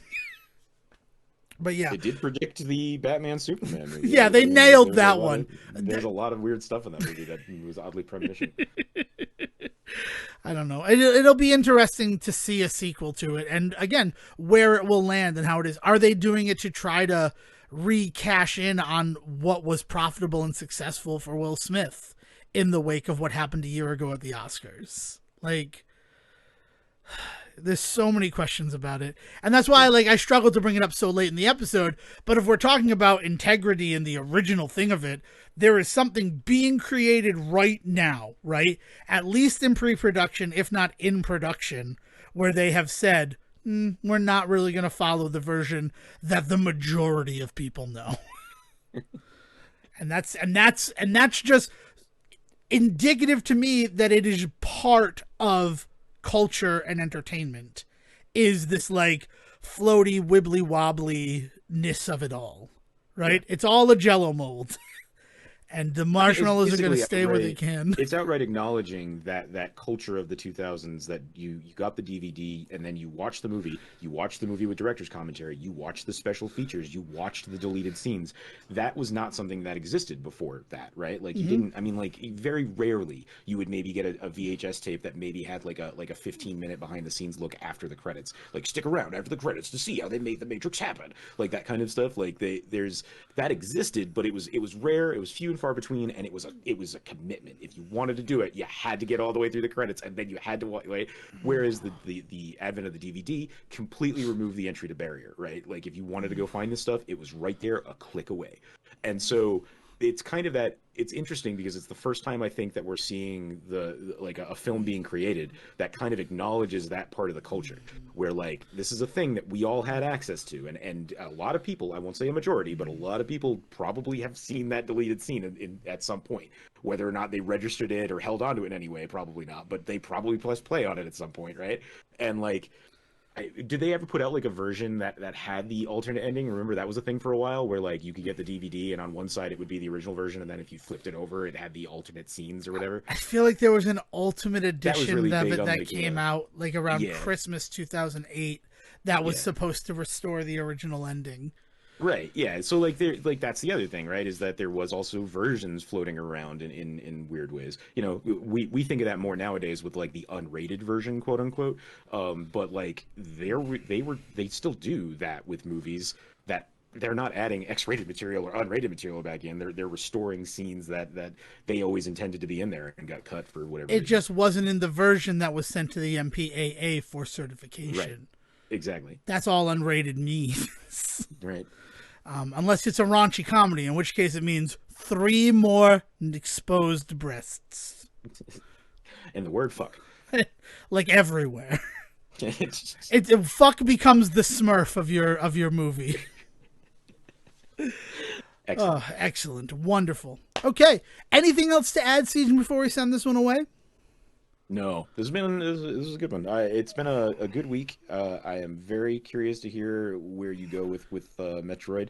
I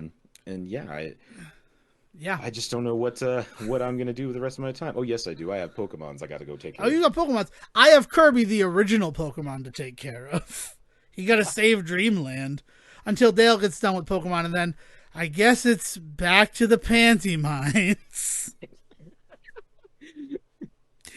All right. Well, thank you very much for joining us for this episode of the Say Report. If you have something to say specifically to the show or Sejohn, you can find us on Twitter at the Say Report. And if it's for Sejohn, make sure you hashtag Sejohn in it so that I can send it along to him. Yeah, and if you've got any good DP stories you want to send Devin's way, I'm so mad I said it. I said it and I instantly hated it. You can find him at Devon D. Decker. DVDA, the most expensive and profitable shot in porn.